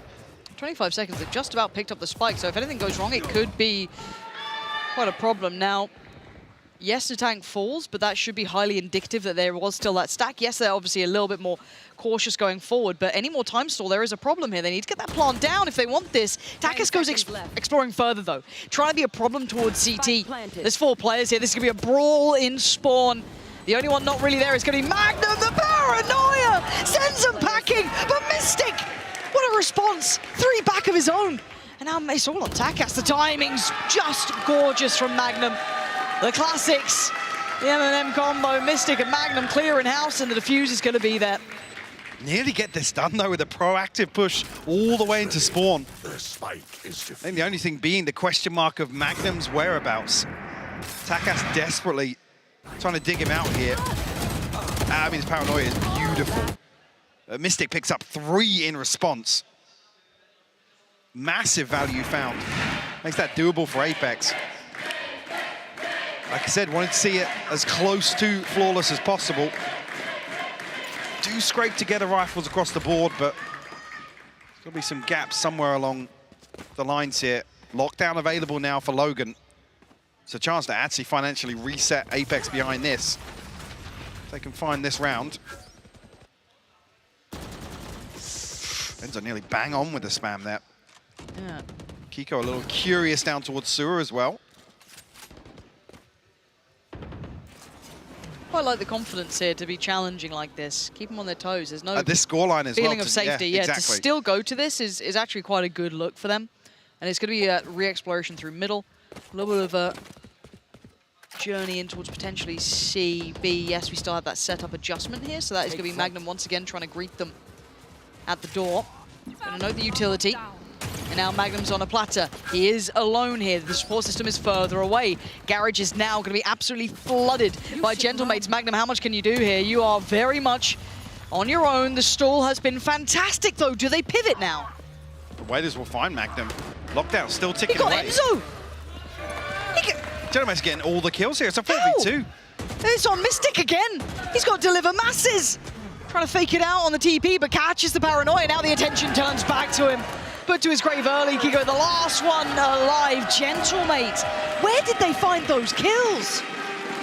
I mean, the pressure gets applied as soon as the lockdown's invested. Apex have to make a decision. It looks like half in, half out.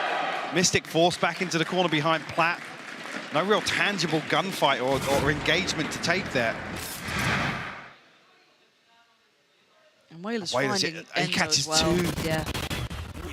Oh. Right. That's where they came from. That's where the other one came from. Fair enough. But this is almost disastrous here for Apex, because I believe it was only 2 members above 2K, so the purchase is going to be very painful if they do force through here. Gentlemate's obviously at 11 rounds. Now actually get a huge cushion behind them. They what, 4 players sitting around 3K in the bank here for Gentlemates. This feels like such an arduous task for them. They're finding no ease. Right? There's no comfortable sites to be hitting. It feels like for the other side, for Gentlemates, every single player is having big impact. For Apex right now, they're just looking a little behind the curve, coming in a little colder here to this best of 5, and by all rights, Gentlemates picked up exactly where they left off. This is formidable pace. Now, you highlighted it correctly. It had to be almost flawless for Apex if you wanted to see that gap getting close. They're actually forcing into this. They're buying into this, yeah. Careful. Okay, this is the big attempt then. This is where they're going to make their stand. If they want to do some damage on this map, it has to be now. Tense situation here. Gentlemates 2 off the Rolling Thunder, 1 off the Blade Storm. TP available potentially as well. And the stacks in completely the wrong place for Apex too.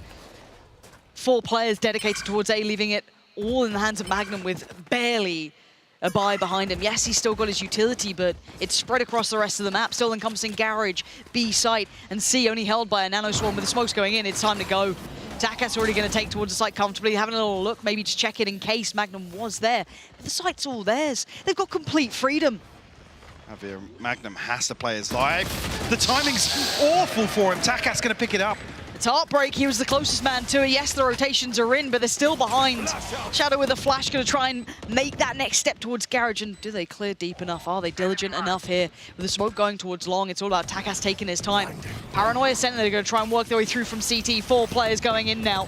Got to clear on through this. It's Enzo finding value. Shadow there as well, making something out of nothing. Whaler's now pinned down, overwhelmed. He tries to bail him out, but Shadow gripping on, but a 1v1 now. Shadow has no idea, and Takas is behind him. Heartbreak in the highest variety. It's 12 now for Gentlemates. This is only map 1. This is so well constructed by Gentlemates, because we were talking about previously where there was so much inherited free map control on the back of Magnum setups, posting Kiko up deep on one extremity. We've seen Gentlemates time and time again navigating their way past that, identifying the weakest side of the setup. Last player standing. Like I said, the timing is heartbreaking for Magnum here.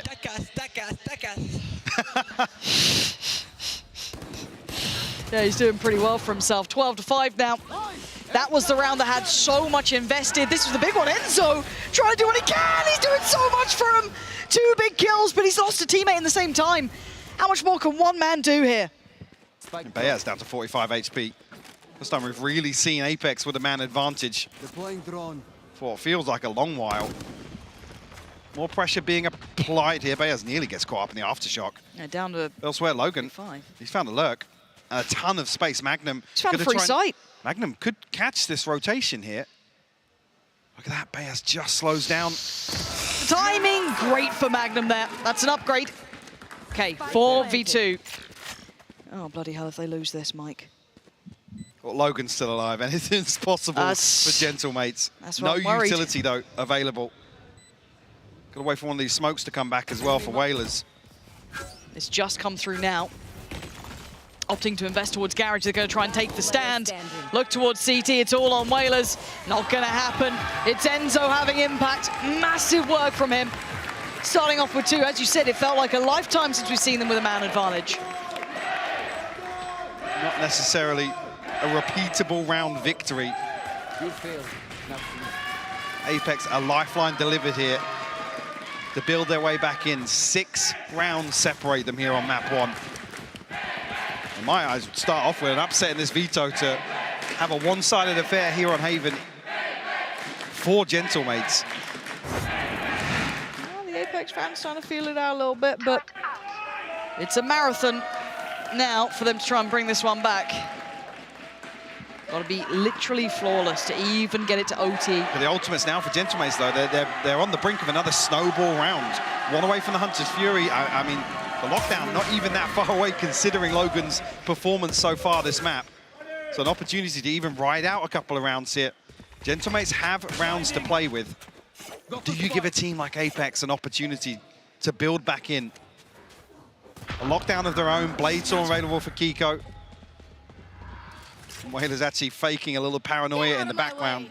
Well, it actually has. It's drawn a mat. Look at Kiko. He's drifted all the way off C site. It's wide open for the taking.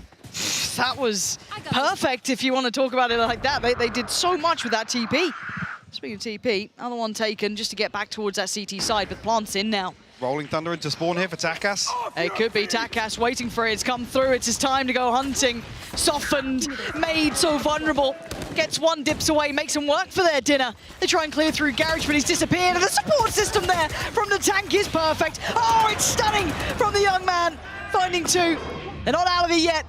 Kiko and Enzo trying to desperately take a couple of big steps here. Tap on the spike, trying to draw the attention, draws out the Hunter's Fury. Gonna just try and take a little bit of the damage. Bayaz gonna find 1. It's done, it's map 1. The upset begins. Huge, huge work here coming out from Gentlemates. A little surprising by all rights. But my God, We said, does lightning strike twice? Well, it just might have. This was what I was worried about. If Gentlemates come back out and play in the same form they were in yesterday. It looks as if that's going to be the recipe today. Takas, Logan, the tank. I mean, even Bayers stepping up in a number of crucial situations on map 1. And a gut punch to Apex as well. It's start a wake this up. off, the double ban coming through for the best of 5, and you start off a map down here. I mean, this is for the big leagues, right? This is to join the big boys, so you got to play who's ever in front of you right now, and you can see it. Gentlemates have elevated. The question becomes, can Apex respond in kind, Mike? That's what we're going to find out after this break. Do not go anywhere. This one is going to be an absolute heater. Gentlemates.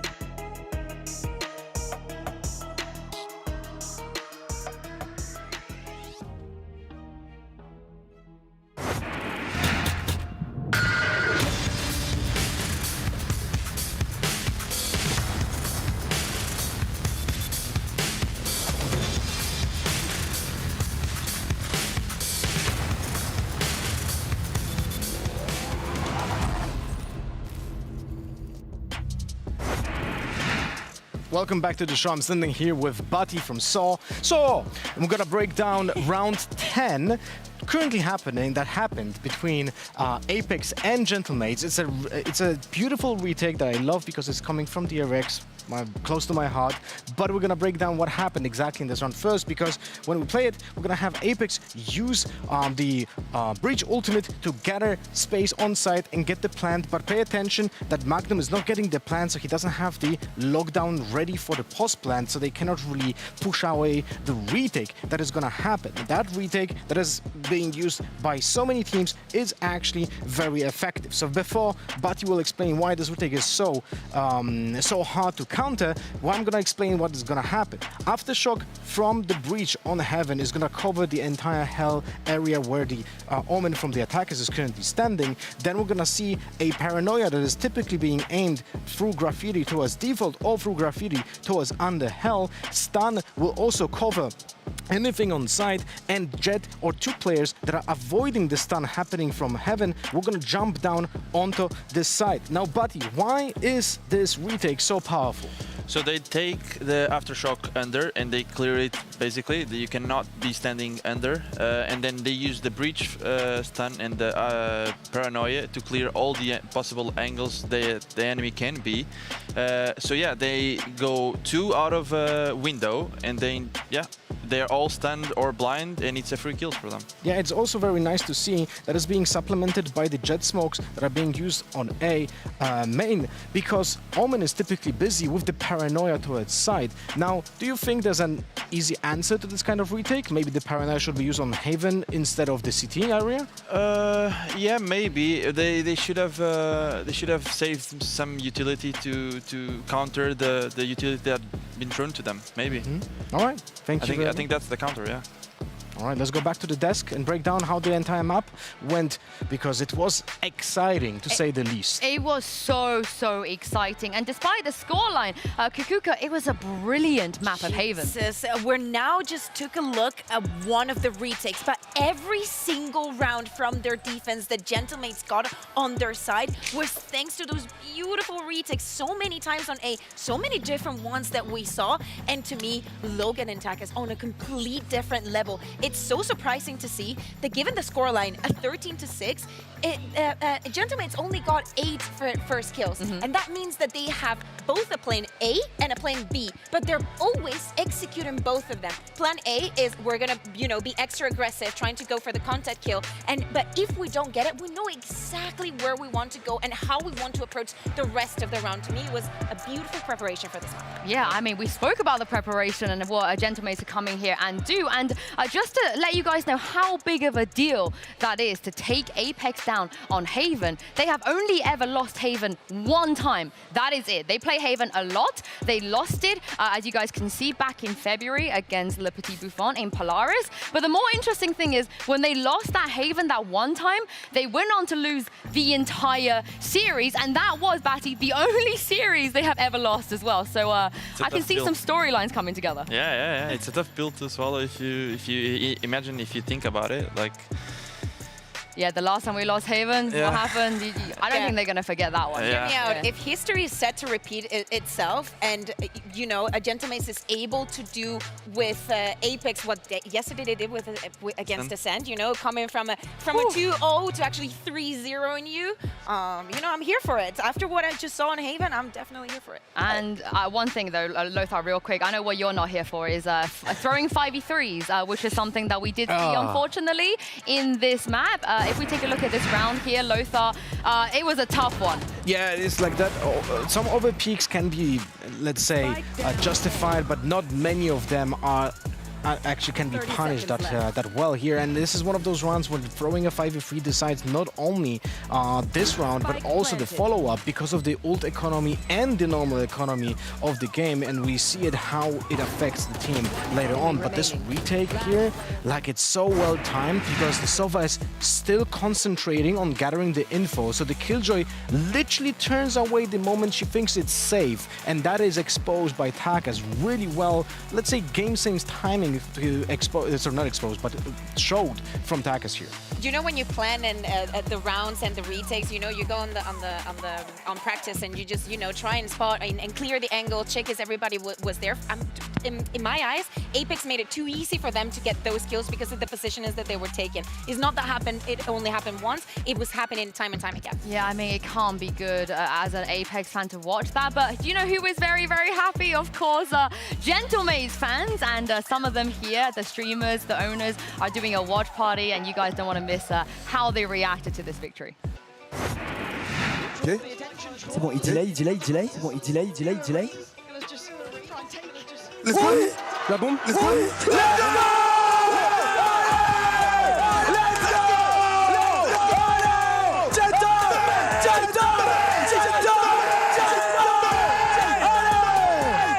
On gagne la première map, les gars, on entre directement dans notre match. Wow, a justified reaction, in my opinion. Yeah, when you're 13-6, the tournament favorite as well, Batty, it's got to feel good. But I want to quickly ask you, why do you think Apex lost that out? Because Haven is their bread and butter. They're so comfortable there. Yeah, I think actually Gentlemates played really well. I think they created a tendency of, for example, on attack, they created a tendency of controlling A main, and then they completely swapped and played for C and Garge, and while Apex didn't adapt and they stuck with 3A, yeah, it was an easy side for C. They did what you wanted them to do, I feel like. Yeah. Maybe they heard me. But we are going to move on to map 2 here, and I don't know if, Batty, there's anything else that you want them to do here, but I'm going to let you and Kakuka move over to the telestrator real quick. But Lothar Ascend, I think people were a little bit surprised that Maze wanted to go here as a second map. Again, they played against Apex already on this map and they lost. I mean, we have also seen Gentlemates pick a different composition last time they played it here with that Phoenix that was very aggressive in taking space in the A main and B main, and it didn't pay off the last time they played it. Yeah, I mean, I wanted to see what you, Kakuka and Batty, think about this map before we head into it. Over to you. I love that you bring up the Phoenix, and definitely I love that I have you here, Batty, on the other side, because you were on the receiving end, but you also know a lot about Phoenix yourself on this map. So what you're seeing here is just the first 30 seconds of Gentlemates' defense when they were playing with that Phoenix. So, you know, you can definitely tell what is happening over here. You were suffering a lot, but tell me a little bit about how Phoenix is played on this map and what it brings to the team. Yeah, so I think Phoenix, instead of their initiator, is really good because fighting for the mains, I think it's really, really good. Like, it's one of the agents that can fight better at it because, for example, on A main, you can molly that part and then you can flash out and like easily control it. So yeah, it's good for control it and to retake it. So yeah. Yeah, exactly. And Natank was telling us about how he loves playing for Takas, but also having that kind of flexibility. And it's something that we also saw when they went onto the attack. But there is also another chance, and it's the fact that they can be playing the KO. Of course, that is going to, you know, in theory, be a lot more passive. But actually, the last time that Gentlemates played against Apex, even though we see, you know, some tendencies and some, you know, an attack via way more passive, there are a couple of rounds where, you know, he goes a little bit more in the aggression. Going back just shortly about this Phoenix is also the incorporation of the fade. You know, everything is going to be helping because, as you were saying, you are not choosing to play in that extra initiator, and they decide to go for the fade. Also, we see a Takas that is much more aggressive when he's playing with that double duelist. Do you think that this is something that they should bring and change against Apex, or just go back to the old composition? No, I think they should stick to Phoenix. I love Phoenix, you know. But there's one thing they do well is that, like, since they have no double info, they need to like just stack us closes one side and then they stack the other and they fight for the other. So I think that's one thing. That's why Takas plays so aggressive and try to close up the map. I'm here for it too. I hope that they choose the Phoenix. I don't know about that, you guys. I don't know if I want to see the Phoenix again, but if Batty, you want to see it again, I hope they pick it for you. We're going to have Agent Select coming up real quick, and as you guys both pointed out, mates, they do have two comms here. They have the more, I feel like, in Metacom with a KO, and then they have this Phoenix Fade, and today we are going to get the Phoenix, but no Fade, but the KO this time. What does this change, Batty? Okay, so yeah, they don't have any reveals, but they do have still info gathering agent with KO. It's different. I don't know. Maybe they cannot play the Odin reveal thing. That's one thing. But they do have more control. Yeah, we have a Cypher as well. What do you guys think about that, Lothar? I actually love the Cypher pick and sort of the Killjoy. This is something that Apex is doing from time to time, swapping them between it. This is like the two compositions they play. And Cypher is better against the aggressive double duelist setups because, you know, you cannot really deny the Jet entering the site because with Killjoy, she was just gonna jump over the mollies and just go in. With the Phoenix ultimate, he doesn't really care if he takes damage, but stopping them and killing them with the kill traps is something that can stop the execute. Well, I can't wait to see what's going to happen here. Apex, they're a little bit wounded right now, but this is a marathon and not a sprint. Pansy and Hypog, they have a chance to bring this back. They do have a chance, but they better get hold of this game now because the bar has been set, right? The challenge is there. Can Apex rise to this now? I think we've just seen it, right? It is clear as day. Gentlemates are playing the game that we saw them just yesterday. Does lightning strike twice? Yes, it certainly does. We got our answer. They are on form today, and they did it in the home turf, in that home territory of Apex, that there was their comfort zone for so long. Now we move into Ascent. Mike, does this change your opinion? What are the things you're looking out for now? I mean, I do want to come back to the Cypher pick, and I know Lothar was just saying it's potentially better for the double duelist, but the swap out for KO here could be a really interesting dynamic because... counter on a counter on a counter? Yeah, the Killjoy utility, sure, it's some chip damage into the choke point, but that's usually targeted towards the second, third, potentially fourth player if you are committed towards an all-in sight here. Here with the double duelist, it's Magnum's going to have his handful if Apex play around him in terms of a sight anchor that we saw so prominently on Haven. So I'm very intrigued to see how that actually plays out. It's going to start off here with actually Apex, a four-man lean towards A site. Gentlemates, no secrets about it on the way in just yet. Oh, it's pacey. Oh, and it's been dealt with. Enzo greets it with a smile. That's the tank gone. That loses a lot of that burst, a lot of that first man forward potential. Can they make this work with the three that now remain? Still being held off by main as well. The smoke in play. Logan does find Shadow. So equaling this out, back to a 4 apiece. The damage has been done, but they're still standing. Just say, how is he isolated there? And still, Wailers has actually slipped into sight. All three members came to support Shadow in tree here, and he's still picked off. They still get a member onto sight. Gentlemate's now looking to retreat. Enzo might just catch the retreat. No, Bayaz able to slip around the corner. But a big gap created now. Yeah, Wailers can smoke the door and create the pressure for the cross. Knife to kind of suit it too. Enzo gets a little ahead of it, tries to do this all himself. Where's the second swing? He is doing wonderfully himself, but where's the support system there? Finally, Mystic makes his mark in this round. Logan and Bayaz not really fighting fit now. 50 HP on one, 29 on the other. Excuse me, 29 on one, 26 on the other. Very low HP here, down to 3 now. Looks like they're running out of options here with 15 seconds. Enzo doing wonders for Apex. Logan going to try and find something back through from short, but just not enough time to get something done here. Kiko going to find that one. Bears will find a consolation. Maybe a second though. Magnum going to clean things up. A little bit of a fumble here in the pistol round in my eyes. And Wailers finding so much space to work with, but the dash comes through onto site. There's no second swing from either Wailers or the other two players that are inside the smoke. This is a nice spot. I don't know if there's some paranoia from Wailers that somebody else is going to be swinging from heaven. Somebody's rotated back on him, but very, very peculiar. Yes, this should do. This is a nice spot. That goes there. Magnum will invest his utility towards B once again, but this time around, a trip towards market as well. Cut off any mid-lurk. Big information exchange here. Off the rip. Paranoia a little late, actually, on the swing from Shadow, but no harm, no foul. Orb retrieved here. That's going to be the main objective of this round. Maybe to getting the tank building towards that ultimate nice and early. Takas's early task was trying to keep control of this area, which he's been doing well. I mean, the ping comes out. I think Enzo's going to be set up with some shock darts here. The camera will even spot the cross.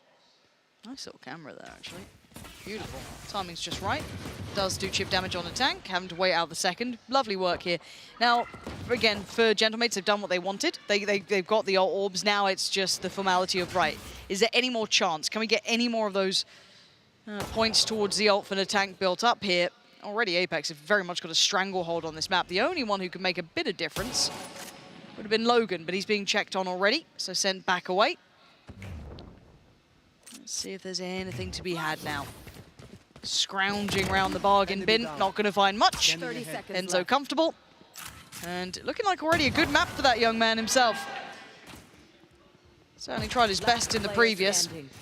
Enzo, lovely work from him, very clean. This progress as well towards the Hunter's Fury, really. Only 3 orbs missing. See how now, with that progress towards the run it back, if Gentlemates are going to try and build upon that. And interesting as well, if Apex are going to play towards orb denial here on the defense.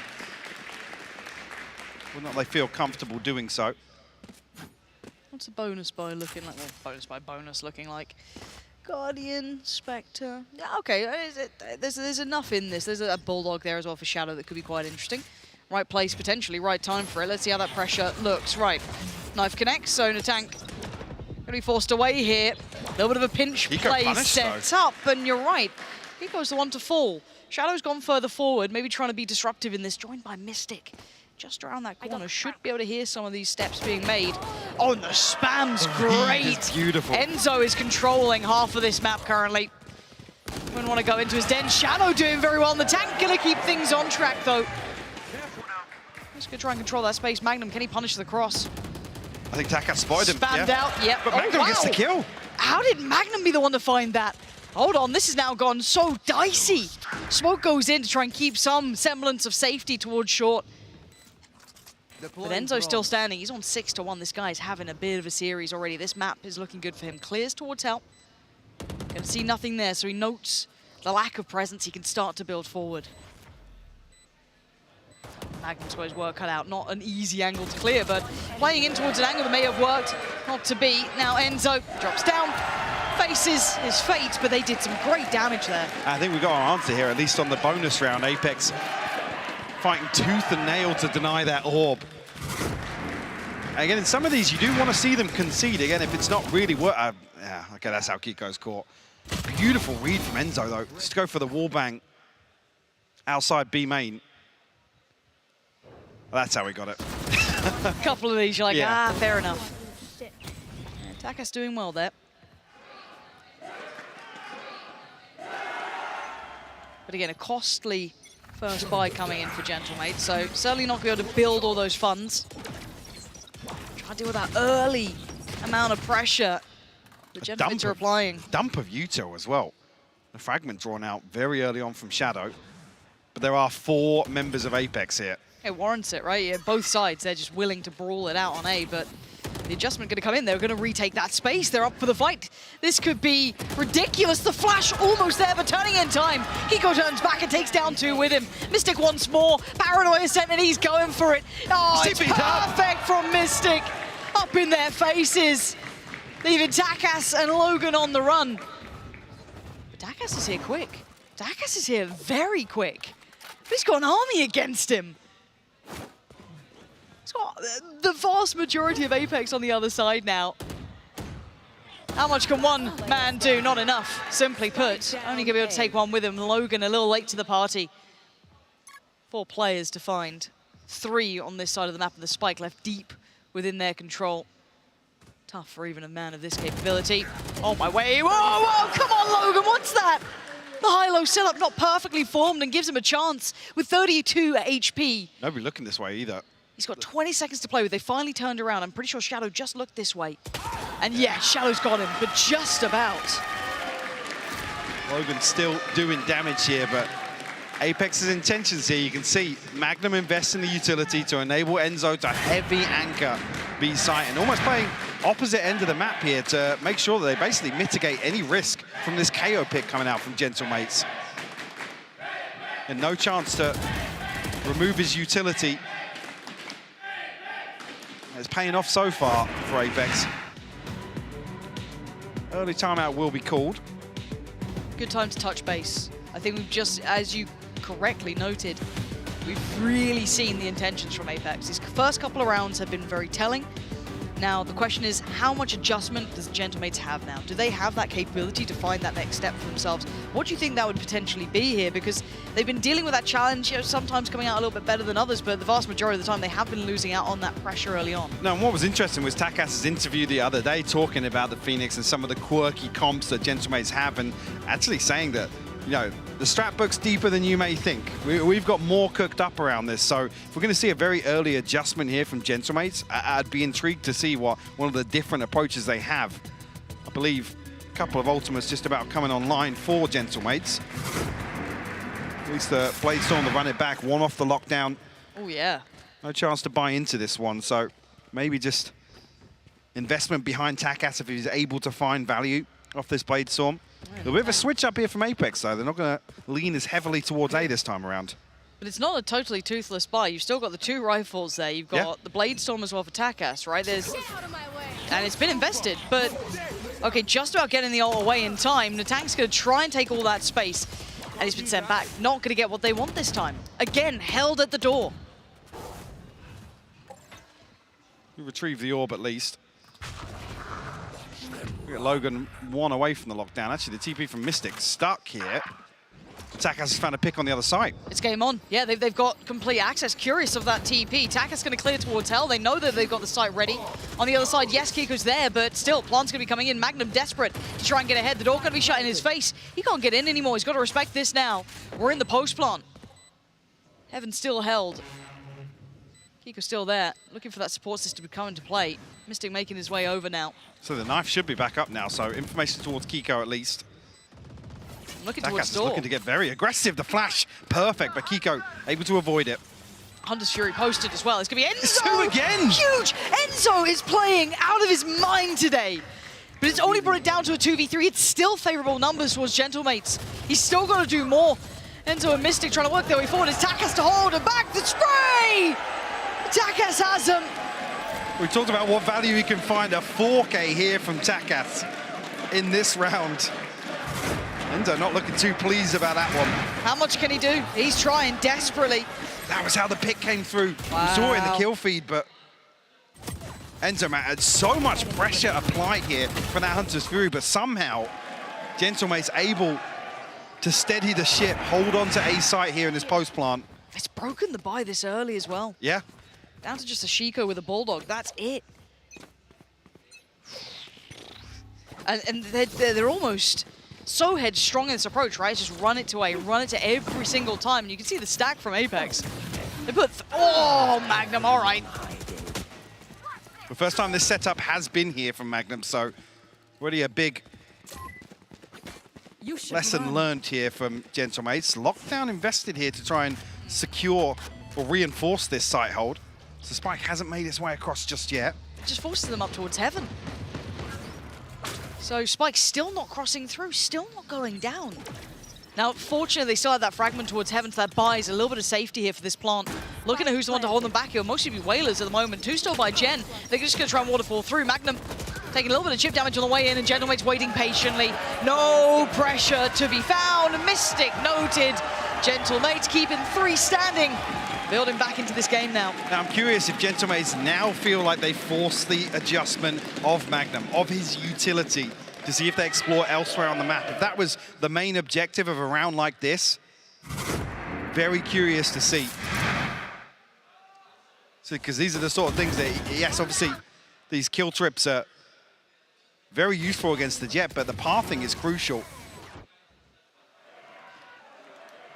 Very interested to see now on the back of that round. Utility invested here once again from Magnum, but playing the opposite site. Again, trying to play damage control, at least on this KO being picked into them in the hands of Bayaz.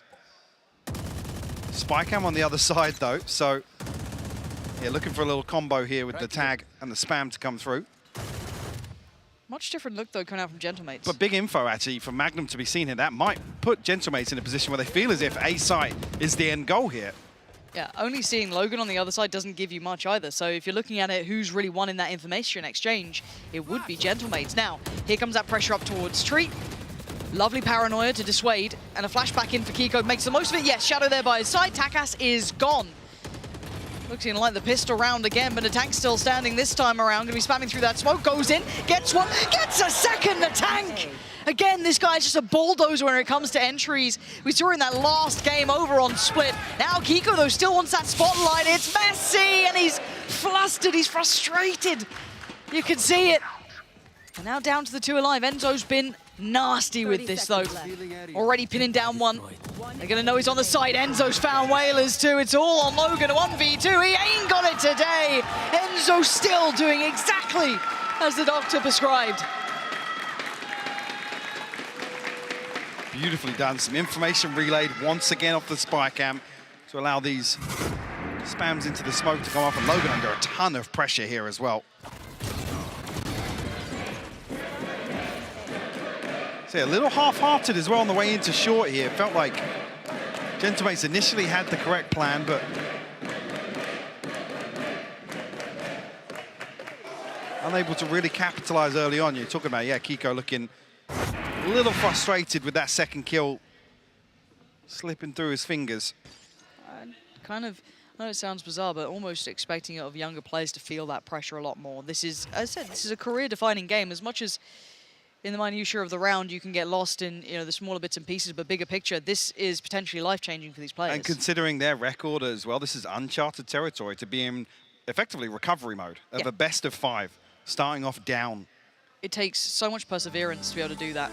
Oh. Hello. It was a good run. Hello, audience. Why does that sound like the BBC's music? It was like, and welcome back from the break. Yeah, it does, doesn't it? Reports coming in from Berlin of a technical issue. But yeah, no, we're just going to have a quick second here, of course. But let's kind of explore that further then. Let's discuss that, the kind of concept of you are the favourites throughout a season. You played incredibly well. You've got yourself to this position. Which everyone would argue, head and shoulders above the competition as well. This has been the team everyone's talked about. Yeah, cool. They're punching their ticket to VCT. You're looking like it, right? Obviously. And you come here, and it's a little bit of a different affair to an extent. Map 1, yes, you kind of rode that momentum. You're like, okay, they're having a good game. Fine.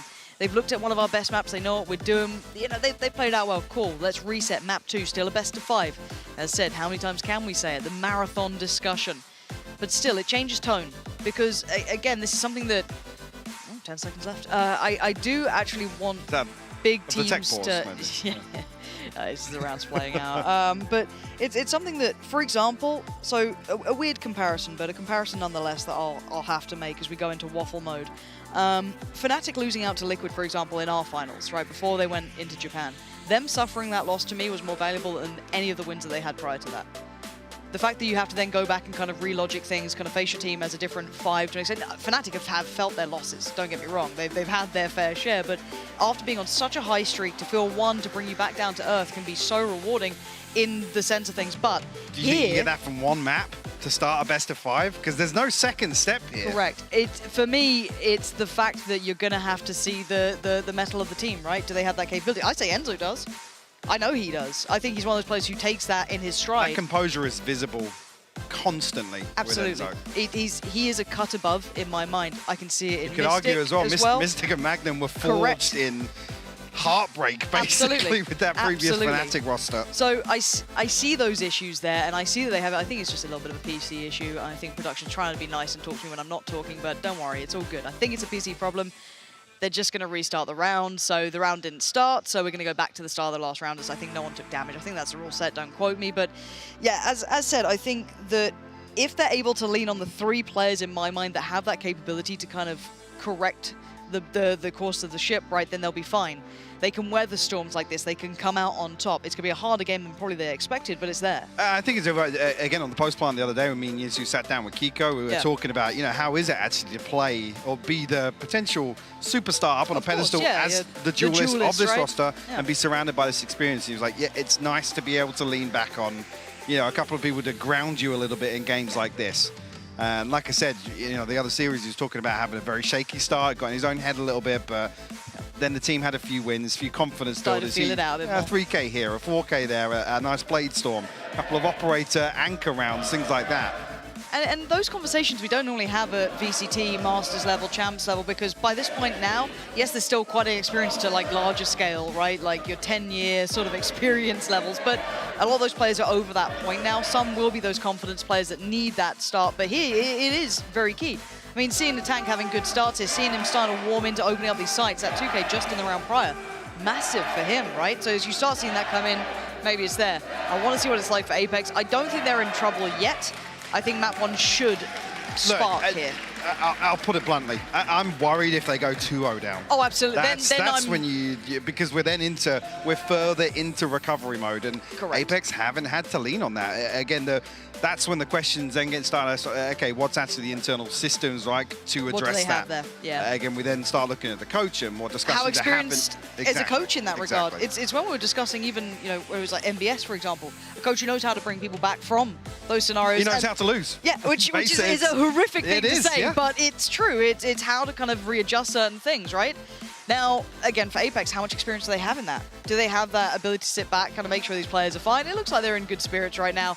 Everyone's just kind of taking a second or two. So, again, we can kind of talk through the minutiae of it, but it really is just going to be proof in the result. Now, yes, if this map goes Gentlemate's way, I think we see a whole different conversation happen. That becomes, okay, who's got absolute sheer just steel iron of will sort of deal, which is very few players. There's very few who can do a Yeah, and I think as well, if turnaround. this is a close affair, it's almost more detrimental. Like to have, if you're going to start 1-0 down, again, Shake it off, mate. it comes back to that same rip the band-aid off. It's Get out of the way. a flash in the pan. Gentlemates to come out swinging today, and you have that map to adjust afterwards. I think here you can already see the intention from Apex to address how Gentlemates want to approach.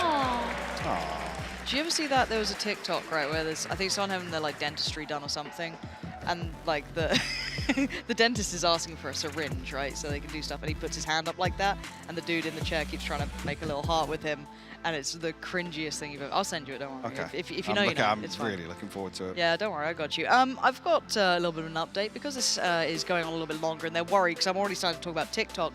They've told me Yinzu The word is, just came through. Yeah, actually. You mentioned TikTok. You mentioned TikTok. Send it away. I do hear that Yinzu is ready, so we're going to head down to Yinzu to fill the time with hopefully some more eloquent words than what I currently have.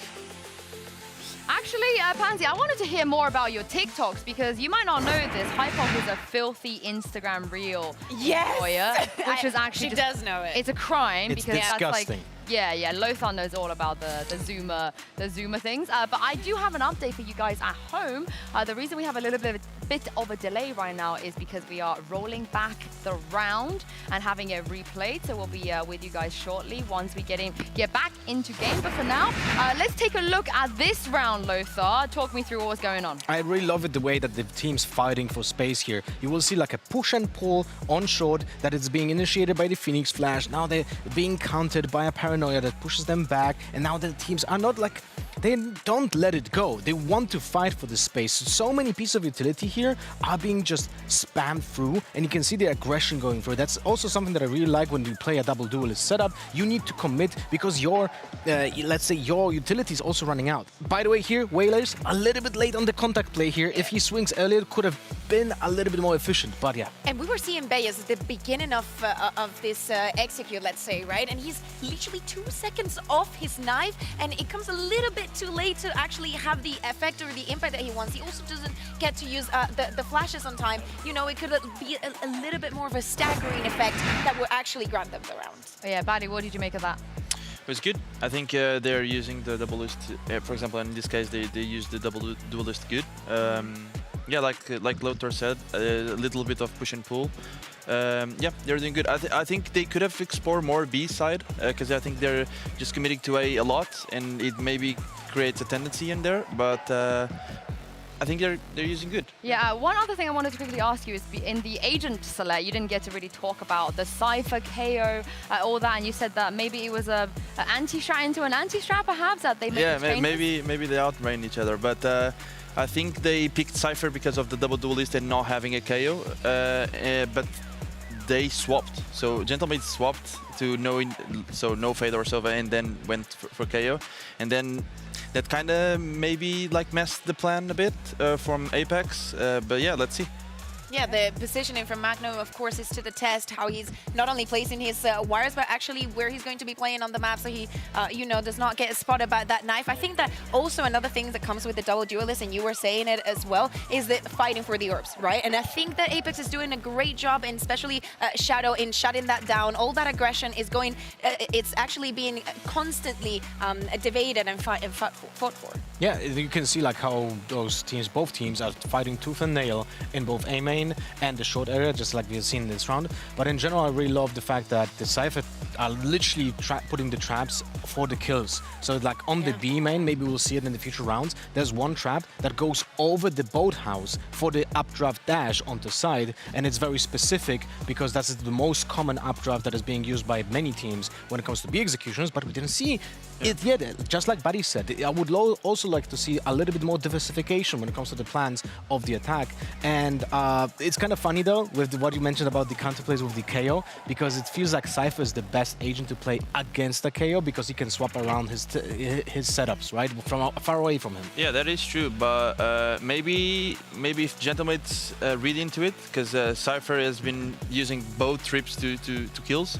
Maybe they start exploring more mid and like pushing, pulling the market and short, and maybe they have a good chance there. Because I think that's what they should be doing now. Yeah, there's one problem though, because the duelist composition that they have is more on foot because of the Phoenix. So grabbing the space from mid is a little bit more challenging. Yeah, it is. But if they're not using anything for mid, I think it's easier. Oh, we'll see if they do make those adaptations. Thank you very much, guys, for rolling with me. We're actually ready to jump back into games. So I'm going to throw this back to your casters, Pansy and Hypok. Over to you guys. And yeah, you're absolutely right, Sue. I do know that I get sent secondhand TikToks from Mike that are just Instagram reels. I don't know why this has just become a roasting session. I mean, you know, you gotta look. They said the game's ready. We'll wait and see. I'm still seeing red lights. Yeah. It'll be fine. They're doing the little like panning to the lovely trophy and cut to game. You're welcome, production. Yeah, thank you very much, Sam. We'll be back there. Thanks for listening, guys. Producer Sam, if you want to come out and ever cast, let us know. Oh, so we could do a little... We've gone straight into a timeout. So, come back to stage. There we go. Thank you. We've done our jobs too long. Brilliant. All too long. Brilliant. Solo shot, obviously. Yeah, Takas is a little bit lost by that one. Yeah, a little lost in the sauce. But, yeah, I mean... It may be a good time just to get that focus back into the game, get themselves kind of back into that mindset here after a little bit of a timeout. It can take away a bit of that momentum, but that's fine. They can kind of build back into this. But a reminder of where we were, 4-3. But how are you seeing the game develop at that point? Because it looks very close on the scoreboard, right? We're seeing this absolutely, very yeah. contested. And I do want to come back to this discussion that the desk we're touching on here. I think Apex are actually doing the right thing with Magnum. Okay. Gentlemates have to force this adjustment, right? Spread the utility a little more thin, because these trips aren't going to be in the choke point. No. They're going to be catered towards, you know, jet pathing or towards a kill trip on site, or potentially actually in other situations where we're seeing Enzo solo anchor towards B. They're just kind of enabling trips to slow things down, to enable him to find a wallbang with the Odin, potentially deep on site, and weaken the numbers of Gentlemates. So I think Gentlemates need to slow things down a little bit. They're not necessarily winning out in terms of these brawls for orbs, but maybe with this paranoia lined up here. They disagree. They disagree. Yeah, running it back one more time, and the exchange once again. TP. Not much more to it. So standard start here, but do they adjust now? First time in an early round here where they actually do get the information on Magnum. So I don't know, they're going to try and make a decision off that. Now, the utility is spread across both sites here. We have a spy cam and a trip for Enzo to play off, and potentially going to time this Aldrome perfectly. Take flight. To catch all this information in main, maybe even a wallbang here. Great timing to do that. Joke's over. Now, the problem is, though, that Natang's on the way, but he's taken a little bit of damage on the way in there. Not going to be able to make much of the ultimate, but then Takas can take over. But Magnum slipped towards the site, so Enzo certainly not alone here. Spam comes in. Enzo doing really well. The response is perfect. They're still one on the back of the site, though. They didn't expect Magnum. He slipped through earlier, but the trades are effective. Just Shadow alive in a 1v3, and he's locked out from the site. Plant's about to come down. How much can one man achieve in this? 2 flashes, yes, but so much to clear through. May not have that full information there all on the site, obviously, so he still has to take this time. Precious seconds passing. And they've got the high-low set up at the back by Boathouse. It's brutal, and it's worked. And this is exactly the sort of situation I'm talking about. You force the adjustment of the utility, and again, with both duelists here, they can alternate pathing, right? There's only one person that's going to be dealt with on the way in. It's a round like this that could potentially fall. Oh, that's how Mystic fell to. He just got caught in the corner. Unable to get out of the AoE. And just briefly, before we get a Nookie timeout, hopefully the lights in the arena will be turned off soon, because I don't love that there's a chance of that. I can see it happening because I'm being partially blinded by it. But we go back in, and it's rinse and repeat, right? But this time the tank succeeds. Taking down Kiko is huge. And now that puts Shadow on a platter, but he's going to go in for it as well. I mean, they're on Sheriffs, they're on, you know, odds and ends, but it felt to no real advantage there. Mystic posted up with a classic here, trying to drift a little further forwards. To find some space here. Magnum tagged up. They're going to try and find something with the dart here, but this is a key engagement. Mystic does fall. Whalers cleans it up. And a flawless round victory here for Gentlemates. Well, this is where we might start asking questions on the other side to get a grip on this game. Is it just going to be this consistent, just who wins that coin flip over towards long? Is it going to be an adjustment? I mean, this round I'm not so fussed about, as that was Sheriff's, and I think there's just that one rifle potentially still in it. And again, Mystic being the only one who was going to be able to maybe do something, but positioning wasn't there for him, the timing not quite right. So I'll see that smile creeping on the face of Existence. You know, things are starting to go well. They've taken the lead here at 5-4. And Apex now need to get a grip on this game. Kiko could be an early challenge, but he's decided against this a lot. Still so pacey from Gentlemates. Just no secrets about the early round whatsoever. A little bit of a gap here. Shadow left on an island. Does have the null command. But Magnum picking up the slack now in tree. Actually hits that panic button very early on. Skeiko's time, what a shot! Beautiful adjustment from Kiko there. Brings it down on Takas like a guillotine. Kind of a little off at the knees here. Takas now gone. Looks like Mystic drifting Natang. forwards. Oh, the timing on this. It's Natang to trade it. Mystic getting punished on this. But there's more in middle. This is just so headstrong. They're still just taking the space away. Magnum's backfilling this. Surely Logan has no idea. Now he does, but it's too little. The turret went off. I think he thought it was B-main behind him. But look at this. Waiters from the back lines. Will find 2. Flank Shadow will fall 2. This is ridiculous. Kiko's got an impossible task, and yeah, the pennies just dropped. Back away from this. Gentlemates absolutely flourishing in the mayhem here. Back and forth from site to site, pulling Apex so thin. And you thought with all that work coming in, Magnum getting that catch on Logan, it was looking good, but then Whalers doing wonders. And the Des touched on this as well, the push and pull. Mystic desperate to push forwards, capitalize on that downtime. Maybe feeling as if actually it's going to be the weaker side of Gentlemates' formation. Actually a swing and a miss here from Kiko. And the operator conceded. Apex flat out broke here. Still 1 round to play with in this half, but beautiful adjustment on the first, but it's this point here. Yep. And then look at that. The timing could not have been better for Whalers. Dreamy stuff.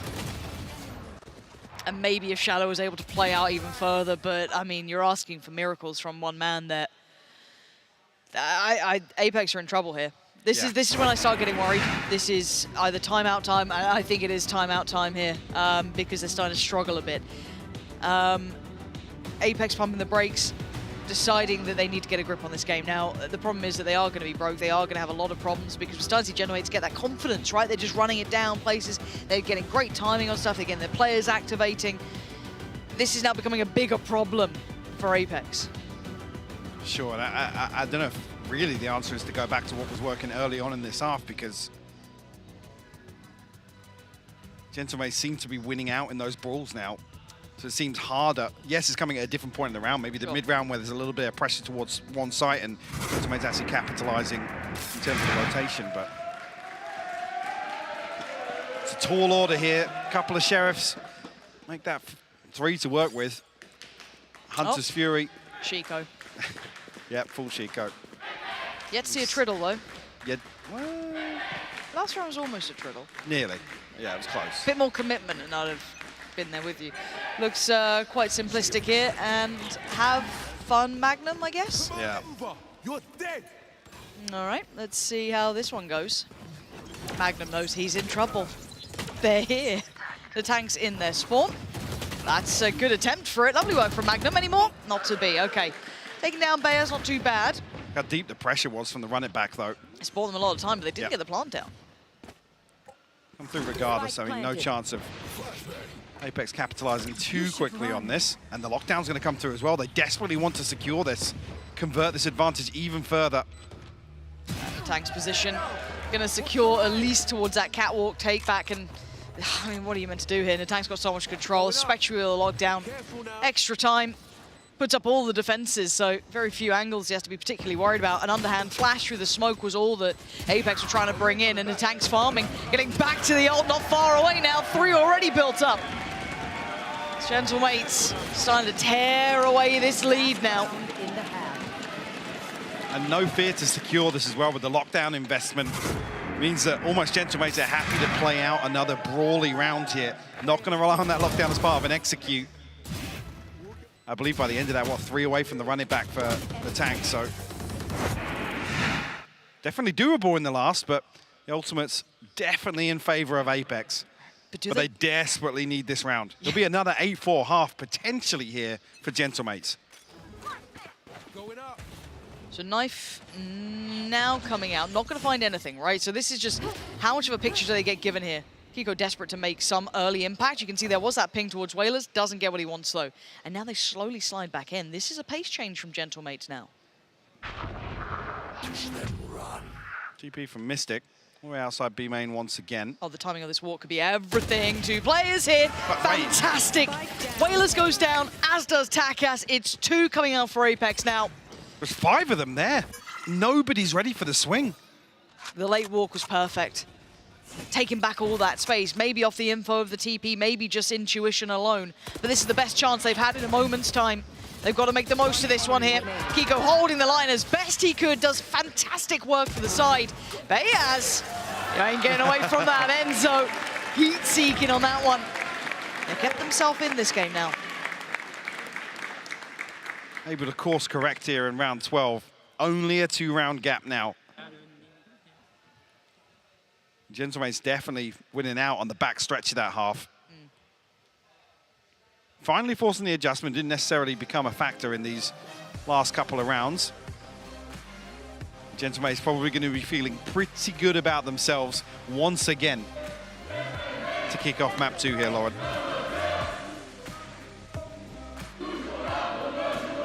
Gentlemates surely momentum on their side here. Apex, though, able to stabilize a little on this half. But it's the switch that's going to get me curious. Can they keep it up on that second half? And can they bring us into an actual series? Because I think we said it, and I stick to it as well. This goes 2-0 to Gentlemates. I'm looking like the writing's on the wall, and you can't ignore it at that point. I mean, again, this is another anomaly. I think Apex's defensive win rate sits around 71% on Ascent. So this is another one where Gentlemates have defied the odds, playing against the numbers here to come out with a lead. We'll see if that does become a factor. As we come into the second half, we look for similar questions that will be asked about this Phoenix pick on the Lotus, which is, what can they really achieve on the defense? Our question last time, whether or not the switch up of the Initiator would enable any further success with the KO here. I'm interested to see what's going to happen. If it's going to feel as all in, as invested as it has done in the first half here. Yeah. When Gentlemates approach the defense.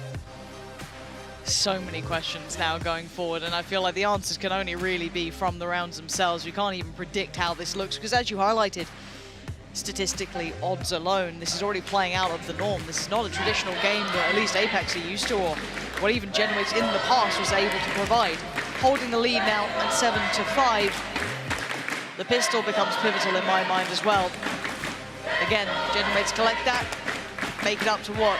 8, maybe even 9. You start to feel those odds, you know, so heavy on the chest. So for Apex, I want to see them get that pistol just so we get a nice close second half to begin with. I said it's a very different result to come out to deny basically the 8-4 because Gentlemates, you know how quickly they're able to capitalize in the second half, and without things being flawless from Apex, it just makes that comeback all the more harder.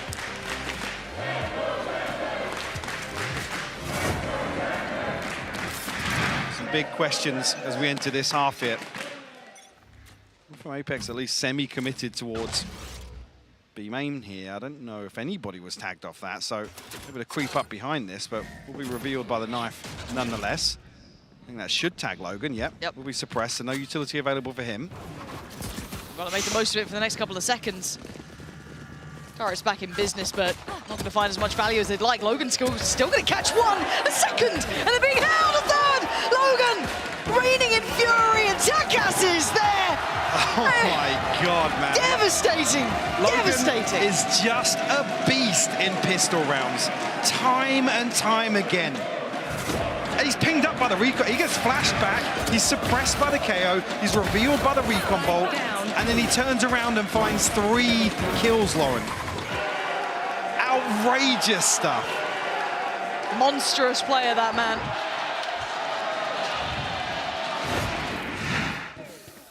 And it's the start that you'd be dreading if you fancied a close one. Because this now could spiral, couldn't it?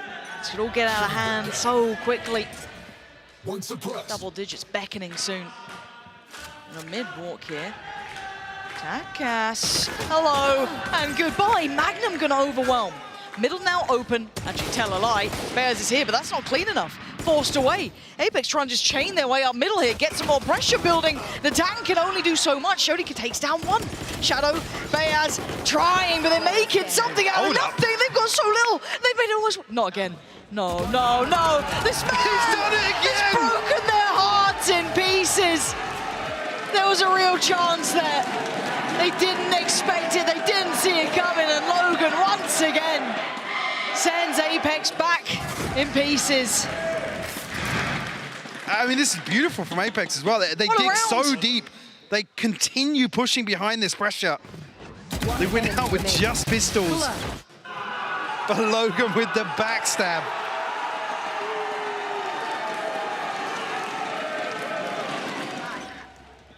Four rounds separating them now. Takas has got an operator out here for round 3 of the half. Is he rewarded? There's certainly some victims on the other side if they were lazily lingering through middle, but not to be yet. Shadow, Kiko, all starting to work their way through. He's already fallen back towards the B side itself. Oh wow, Mystics felt that pressure. Okay, A's theirs. But look at middle. There's the triddle we were talking about. And Logan gets contact, playing back in a little. Jump spots there, so they should know what's coming. Beaz noting probably 2, maybe even the full 3. Slows things down though with the flash. Obviously Logan noted, but Takas not finding anything on the other side with the operator. Still a spy cam set up in B main as well. Tank probably going to look for a flash in here. It's huge. Oh my God, it's massive work from the tank. 3 kills back to back. This round's cooked. Shadow's already low HP and Mystic got tagged up at the start. The tank is just monstrous between Logan and him. I mean, it's been a masterclass. These rifles left strewn across the floor. Mystic has to back away, try and keep this one safely nestled in the pocket for later. 10 seconds left. But this will be 10. Double digits made, and Apex now left in pieces. Got to be sweating after this one falls. Not much for Apex to cling on to here in terms of positives. The opening of the second half. An operator already in play very early on for Gentlemates. This is just massive. Could probably be in this with so many question marks. Once they dig a little deeper, get closer to sight, and this is where Phoenix will thrive in these close quarters where you're relying on throwing bodies in to clear space. I think even that, there was 3 members of Gentlemates ready to collapse into the tree there. It's just, what do you do? That's the question now that they're going to be going through because the timeout's hit. They know that that round was so pivotal. So much gravitas behind it. And that's slipping away. You're starting to consider maybe not right now, but we can see it. Hopefully they don't, that maybe map 2 is not theirs. Maybe we start to fall deeper into this best of 5 with problems aplenty. After this would be Pearl. Be it the last or not. They've got their work cut out now. The fans are feeling it. The pressure is all on Apex. If you want to get a series here, if you want that chance at the big league, you have to turn up now. They've only got a hero rifle to play with. Left in the hands of Mystic, and that's it. Beyond it, it's Sheriffs. Otherwise, it's 11. Flying down to about 1.5. I mean, you've got Magnum going as far as he can. This is devastating territory, and the tank has that all ready to go. I got you, bruv. Spectre invested here, but only Sheriffs and the rifle in the hands of Mystic to work with. Cautious approach here towards B main. See Logan, heavy anchor committed towards B here, but not committed towards site, and that's crucial. Happy to concede this space. Maybe on the back of the tank having that ultimate available, but an early clearance of mid here and nobody on the other side of things should be a big indicator for Gentlemates. You can see here, yeah, with the molly committed into the smoke, I think they have a pretty good idea of what's going on right now. Do they continue along this trajectory then if you're Apex? It's going to flash behind the smoke, I think. Yeah, there it is. Clears the close corner, sees nothing, and we can see what Apex are up to. Maybe looking for someone out of place here, but no one's giving them that room of play. It's be interesting here if they pop the run it back and almost bait them into this Killjoy setup here. It's just 3 bodies already on this site, which is going to make it so incredibly difficult, even at the best of times. They're going to go in, and already Logan is going to be rewarded a second as well. Oh, Logan's mopping them up, man. This is wild stuff. Enzo needs 4 more bodies to drop. 15 seconds. That's a great attempt from him, but we knew it was never going to be enough here. 11 now etched on the board. It's troubling times for Apex.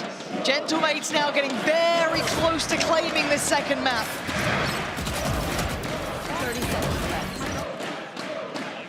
Unfortunately, Apex, with not enough chances really to test out some of these setups to get a good grasp. They're walking a tightrope in terms of the finances here.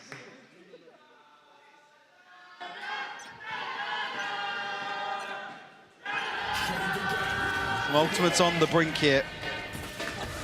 A little bit of a pace change here. Takas could be caught off guard. Spammed up, he will fall, but Whalers will respond. Big trade for Whalers there, but they have the site. Banner now stamped in towards the A. Spike site once that goes down. Lockdown here. Magnum's going to try and deny it. Magnum's chomping at the bit here. Timing's everything. Trying to turn those predictive flashes. Going to buy a second or two. Needs to run away. Lockdown's in, but you can see the ult coming through as well. The tank just going to force himself in there. Does get traded out with the ult though. Enzo's still alive. Still kicking. Magnum trying to do what he can to hold the line. He's fallen. Logan again. Mystic's on 5 HP. Oh my god. Shadow will bleed out. Mystic's got 5 HP and a prayer. Operator in hand. This has to be perfect. Nothing less will do as Logan puts his name up in lights and gets him 12. Gentlemates now 1 away from claiming map 2. The plant comes through, so it's going to enable some sort of further purchase on the side of Apex, but we'll have to see how things settle. A pace change comes out from Apex, and an early victory in the round, yes, but unable to carry it across the line. Apex, I believe, 3 ultimates available, but the purchase will suffer. I'm seeing 2 Bulldogs, a Spectre, a couple of gaps in utility. It's only really the Hunter's Fury as the impactful, the setup ultimate here. It is. Well, it goes over. Paranoia gets sent there ahead of it, but the tank, he's there. He's found two.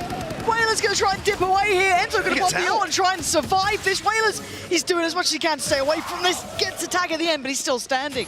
Sights theirs, but with only 3. Can they get that plant down uncontested? Who's still alive here? Enzo, Shadow, and Mystic. TP going to be committed to it, looks like. Yeah, Whalers! Oh, Enzo checks on that one.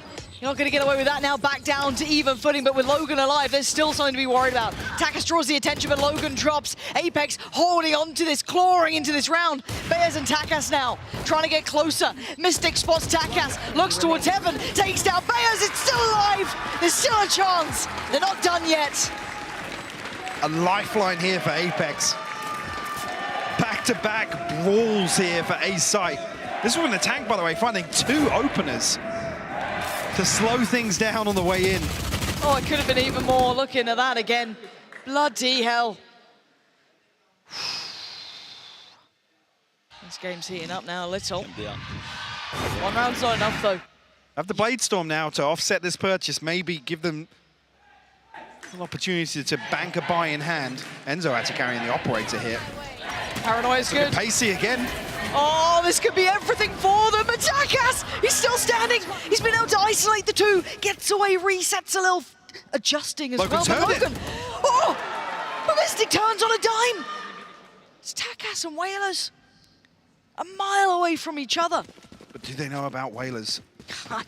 He's going to slip into main here. This could be an absolute disaster, Lauren. Are they going to expect him here? He's got the Paranoia and Smoke back up now. Almost ready to go. 3 players coming his way. A minute still to play with. He's going to hear the steps. He knows his time is now. Oh, and he's made a meal of it. Crumbled. When he could have been so impactful. Leaving it all to Takas. Door about to be shot on his face, tries to get ahead of it. He does do well, going to take down Shadow. 45 seconds, he gets away. A second lease of life, avoiding the shot from the operator. Looks towards Magnum, dips away towards Hell. They're looking a little hesitant here, maybe taking their time, showing maybe the right amount of respect. Or maybe a little too much fear. He's got 1 more knife, that's it, it's committed. 2 more players and 18 bullets. He's got a chance at this. It could be everything. And Enzo trying to hold on. Oh my God. His moment to save him here again. Another chance given, but Takas almost put him in their grave. Nerves of steel from Enzo. Barely bats an eyelid. You wouldn't want any other player in that situation. Anyone other than Enzo, I said that could have been done. Some crazy exchanges throughout this round. Mental. Oh. Yeah, he knew it as well. So close to that. We go back in, not out of the woods just yet. This has to be back to back to back, unrelenting. The tank gonna take the space, clear out through by A main, free up that rotation, but look at Magnum's position, could be critical, but the deeper angle for Whalers was massive. Now with Magnum falling, A-Site's completely safe. They could hit that rotation if they feel they want to. A little bit of space created, yes. So you'll see Bayaz just committed towards this hold on lane. We get a ton of information here. Slow things down with a fragment. Kiko actually commits to it. Logan's found Shadow. Down to 3, Enzo, Kiko, and Mystic trying to make magic here. Bayaz overwhelmed, Mystic still stands. Okay, Sight looking much better now. Plant's looking ready. Having to still be diligent, still clear through. Can't waste this opportunity. They all commit towards Sight though. This is back to the wall, VALORANT. With a numbers advantage, you've got to argue. Gentlemates with an advantage here. How has Takas found that? I couldn't tell you, but he still wants a bit more. Still hungry from that last round. Famished almost, but he gets taken down. Mystic, Kiko in combination. Now a 2v2 to Tank and Whalers. Are you going to shut down the account now or can? Apex hold on. The 1v1, they've held it. Another round, another go. They're not done again. Talk about that earlier round being a lifeline. Apex chipping away at this lead. Beautiful conversion here, especially with some of these early losses. Mystic and Kiko go huge.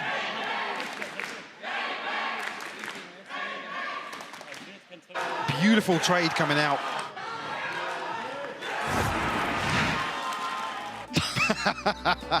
Are you all excited, guys? Has somebody over-celebrated? It might be. It Has might Magnum be like... finally fallen off his chair? Could be. Tell me that's not the news from B. It kind of does sound. Tell me it isn't, bro. Okay. Let's kind of take it down here a step or two.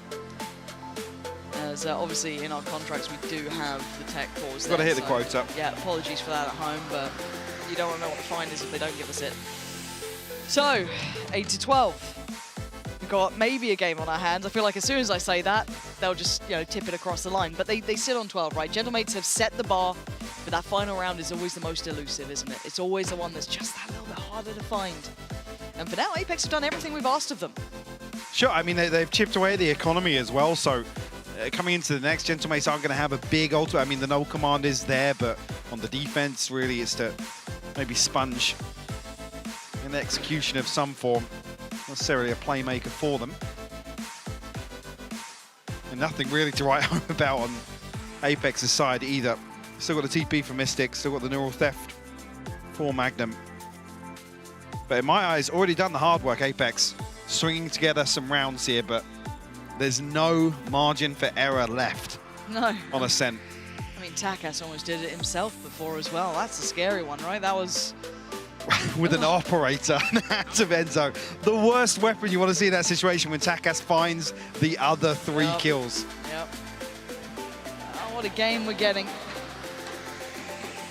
Almost nice to take a second or two of pause for thought for us here as well. Heating up a little. Kind of curious with what the issue is though, because I haven't seen like anyone. There's nobody down on stage, anything. Is it like a client crash, do you think? I think a client crash. It's definitely not an over-celebration this time. No, I haven't seen We'd know anyone pretty quickly. Yeah, normally it's there. I mean, again, no one stood up, headset got ripped out, nothing like that. I mean, I think a client crash. What are you going for? Yeah. You're going to join me? That, yeah. Okay. Nobody looks particularly angry either. So. No, because sometimes you get to see like the frustration, like, did you have to just like drop that one beverage on the PC? But not to be. The old G2 tech pause. The classic. Yeah. What a game we have. Now, again. I mean, we've already kind of defied expectations here as well. This is... Like I said, if map 2 is a close affair and Gentlemate's able to close it out, I'm very, very concerned. Because we delve deeper into Apex being shown to be human, right? And I think this has been a very humanizing experience already. I'd say the mechanics alone, the mechanical capability coming out from Gentlemates has been scary to play against. And looks like we're back into game. Okay, well, they've done enough to break the bye. But Gentlemates can ride this out. Like I said, they do have a couple more rounds to play with. Apex looking to continue with this pace they've shown the last few times, feeling like it has worked for them. Finally cleaning that one up. Kiko will find the entry bay as will fall. Digging even deeper here. Okay. The second challenger, Third. but not the third. No, that was the rifle. It's all a fake though. It's done well. This is good for Apex. Plant there, and if they can keep 4 alive, even better. Make sure they keep all of those weapons to hand. Yeah, they actually need a cushion here in terms of the funds lying behind this. Shadow just going to miss Logan. He seems an angle. Yeah, seems very aware of it. One enemy remaining. Catching him perfectly. And well, for Whalers, I mean, what else are you going to do here? This is already been done. Lovely work from Kiko, just kind of creating all of that mayhem on B. Just kept all eyes trained there. As we noted, obviously, the A site was the eventual goal. Plant came in for Apex, so this should be, by all rights, 9 now. Oh, Shadow, wakey wakey. Revealing area. That's a bit of a problem, because you don't want to be losing these weapons. No.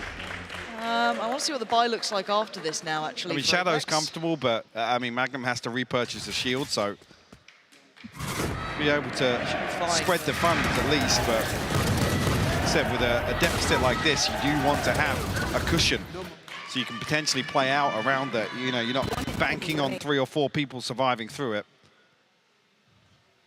Let's see what the knock-on effect of that is.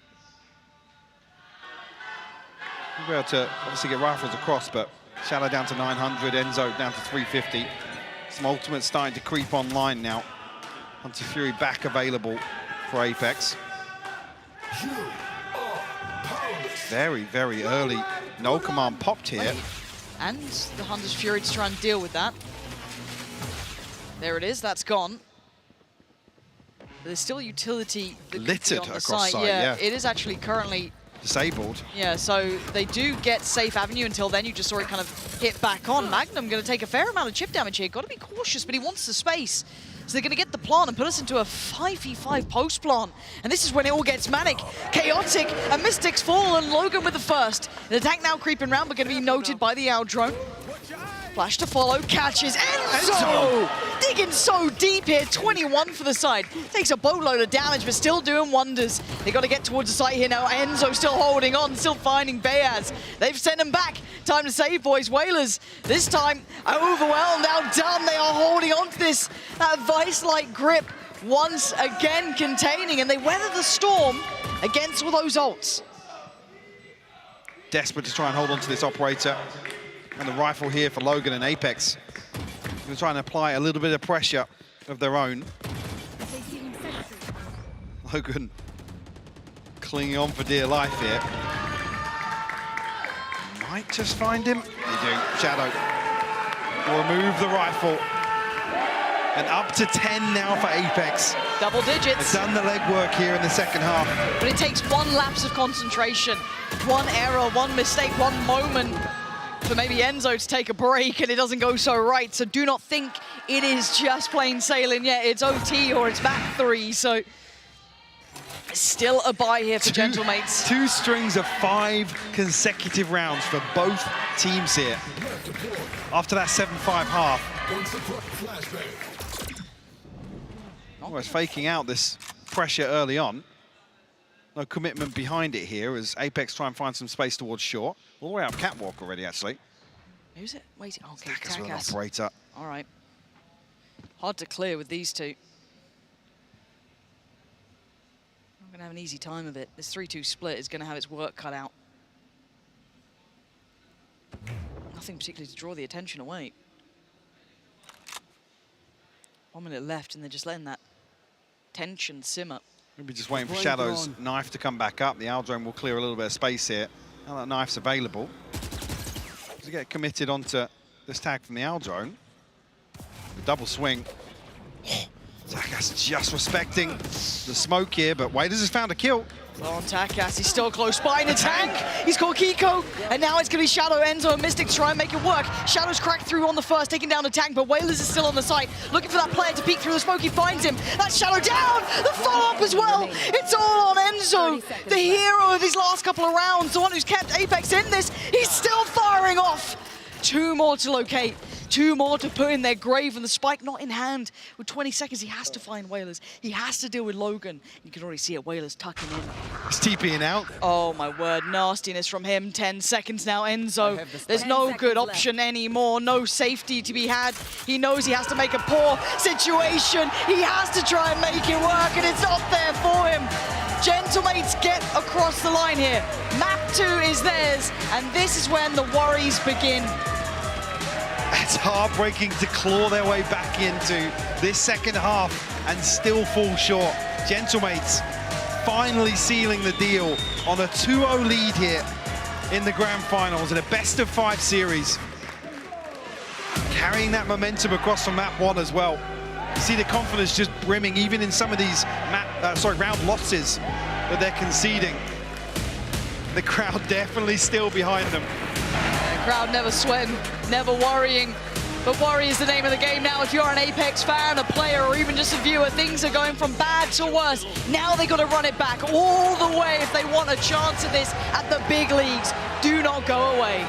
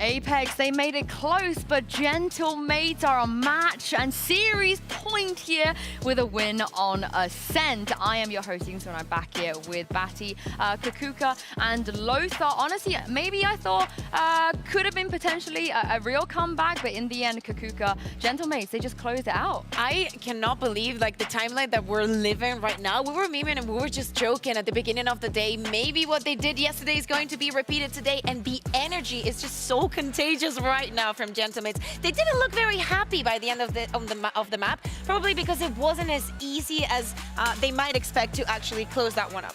Yeah, I mean, the game was electric. That's one thing.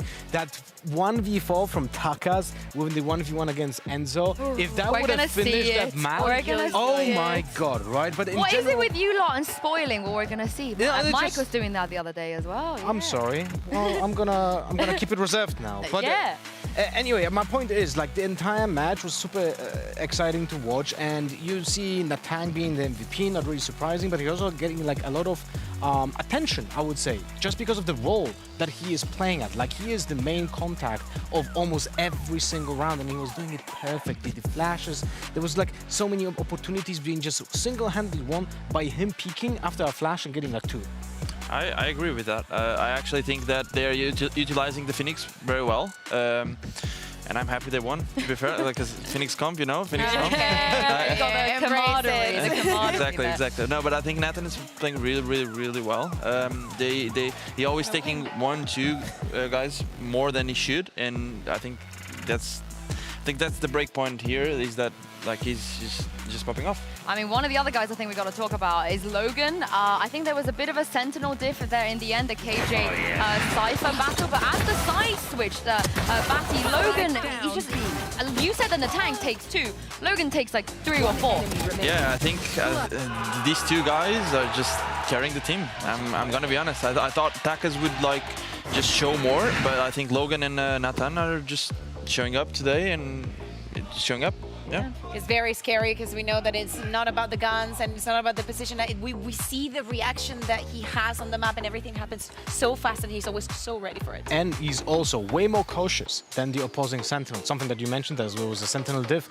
We had Logan go 3-0 in first kills and first deaths, but most importantly, he had 0 first kills and first deaths on the attacking side, while Magnum had 2 first deaths on the attack. It was visibly like just making the entire team play completely differently just because they lost the Sentinel first. Yeah, but do you remember one of those rounds we were looking at it and he was just, you know, pushing on shore before they were putting any aggression and all the parts, so it felt a little bit disjointed from the side of Apex. Yeah, well, Lothar, I got some good news for you. We have the attempted 1v4 from Takas that was you beautiful. Referenced. Again, almost. this was match point, Lothar. They could have closed it out here. That was like the amount of micro adjustments from Takas here, abusing the speed of the ultimate to go through the door when it's not expected to actually anyone being able to go through that point. That is incredible timing, and I'm a little bit sad that he didn't get it, because it would have been an iconic moment in our final. To close the map like that after having the first one. On the other side, though, Enzo, who, by the way, has to be, you know, like the highlight of this map for the side of Apex. Yeah, Batty, I think you were saying that he just didn't want to lose, right? Enzo was trying his best. Enzo definitely doesn't want to lose this series. He wants to go to franchise, and he's showing up. But like I was saying, Takas, if he would manage to win that 1v4, I think it would have been the player of the tournament so far. Yeah. Oh yeah, definitely. for sure. 100%. Logan also had an attempt on a 1v4. I could feel literally the floor shaking because Mitch was watching from backstage. Yeah, the PTSD that Mitch was getting from that. But I also want to say, I mean, we were talking about nerves a lot here when we first started on LAN, and I think even your team, maybe you guys day one, were feeling it a little bit. Kiko was really open about it. He was very, very nervous the first time he was here, and you can kind of tell because during the group stage when they played against Mates on Ascent, look at Kiko's stats here. This is just him in his element. Here in the grand finals, a little bit less, a little bit more muted. Do you feel like, Batty, this is just maybe nerves or maybe even just inexperience, because this is probably the most important game he's ever played? Yeah, I mean, maybe both. Maybe like not having much experience, but like feeling the pressure as well, because like one side you have the whole Gentlemates crowd just chanting, and maybe like he's feeling the pressure and it's getting to him. But like he should not be like getting pressured. I think it's a lot also, you know, when we think about young players and the experience that they're living here. But I think that we're seeing it in actually many players. I remember that, for example, on the first map, Takas, when he gets the clutch in that 2v2 on retake on Haven, he doesn't even use finishes the knives before defuse. And it's the small things and some shaky straps that we're seeing that you're like, you can tell that you're nervous because of the pressure and what is at stake. Again, this is not like any other tournament. There is actually something that you get out of this. This is the most important match of their lives. That's my perspective.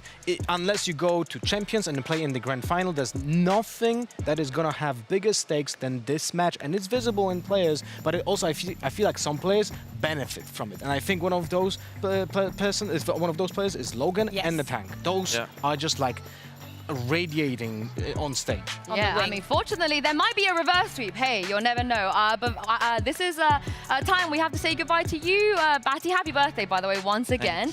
Thank you so much for joining us, and we hope to see you next year. Yeah, I appreciate like, it's a pleasure to share the desk with you guys, and yeah. Thank you for the insight. Thank I you will so join you guys. much. I will join you. I mean, Batty, if the reverse sweep comes off as we head into the next map, then we'll know that it was he was Gentlemate's lucky charm. So we will see if that happens or not indeed. But the next map will be Pearl, and this is where things get interesting because Kakuka, this is Gentlemate's permaban. Yeah, exactly. We're talking about a map that they have only played a couple of times this year, and one of them was with a sub, and the other one, I don't believe that they were, you know, very enthusiastic about this. We're talking about different compositions, but we have been mentioning how important preparation has been, how important the preparation from the side of Gentlemates has been towards the rest of the teams. So now, what can we expect from them? Because there was nothing that Apex can read onto this, unless, you know, they've been listening or watching some scripts. Yeah, I mean, in grand finals, best of fives, we usually see situations where a team has a pocket pick. You know, they've been banning it all tournament, but they're saving it for the grand finals. Or we can have like a Gambit situation where it's genuinely something they never play, but when they do play it, it throws their opponents off so much. Kakuka ends up being a good thing. But speaking of mates Pearl, I believe Lothar does have some insight on how what we could potentially expect. Lothar, over to you. That's the question. Will we expect this, what I'm gonna show, or not? Because this is the last time we have seen Gentlemates play Pearl, but the thing is, this was with a sub that was playing Raze as well, and it, I think, resulted in a swap in the, let's say, mindset on how to play the game, because they were really aggressive in the first 25 seconds onto B-Long on defense. Again, this is first 25 seconds. You can see how they push out, aggressively take the space. Because of the Raze and KO, they're able to just isolate a lot of angles with the utility, make sure to take the gunfights on the defense first. Now, my question is, since the two first maps that we've seen, Gentlemates were actually representing that kind of aggression on the previous maps, and this might actually be a factor to replay this kind of playstyle on Pearl as well. So if Apex, I wonder if they have prepped anything for Pearl specifically against Gentlemates, or did they approach it as, oh, it's a blank space for our opponents, which is gonna play ourselves? So yeah, it's got a big question mark, and I'm really excited to watch it because one, we didn't actually see the Pearl of the new version of the map so far in our Ascension, and it changes a lot. We should probably talk even maybe a bit about those changes. Yeah, exactly. I think that we can do it once we jump into Agent Select, because again, probably when we talk about the pocket pick and actually the possibility that there is the same from Gentlemates, just remember, Apex has not played this map since February. No, sorry, and the last time that they the four last times that they've played has been against the same team, against Focus, over and over and over again. So maybe they have prepared something different as well to face off the new changes and the new challenges that this map is going to put up on their faces today. I will just say that before Batty left, he said to us that he's a huge fan of this Gecko on Pearl. So I wonder if they're going to bring it back out. But at the same time, when they did make changes, the Cypher on Ascent is specifically for Gentlemates, it did not pay off. So I'm interested to see what we're going to get here in Agent Select. And Keep your eyes open. Oh my goodness, there is way too much to talk about here. Well, there's a Sage as well on Pearl. Wow. Oh, okay. So the Sage, I personally dislike it, but it has some uses on attack because on A main you can actually wall up above the smoke and open up kills above the small house on the A side or even in dugout. But the Gecko is something that we expected. I personally also don't like because Enzo seems like way more comfortable on the initiators. I mean, Batty said it works really well, so yeah. Yeah, exactly. I mean, I think it's just preferences and the way that you face the map, the way you think about things. I've seen the tank again, but on the Phoenix, but now Beas is going to be going on the Sky. Like, there is a lot of pressure that they're going to be able to put. Lothar, you were talking about how aggressive they're being, and this composition, it looks like it's a little bit made for it.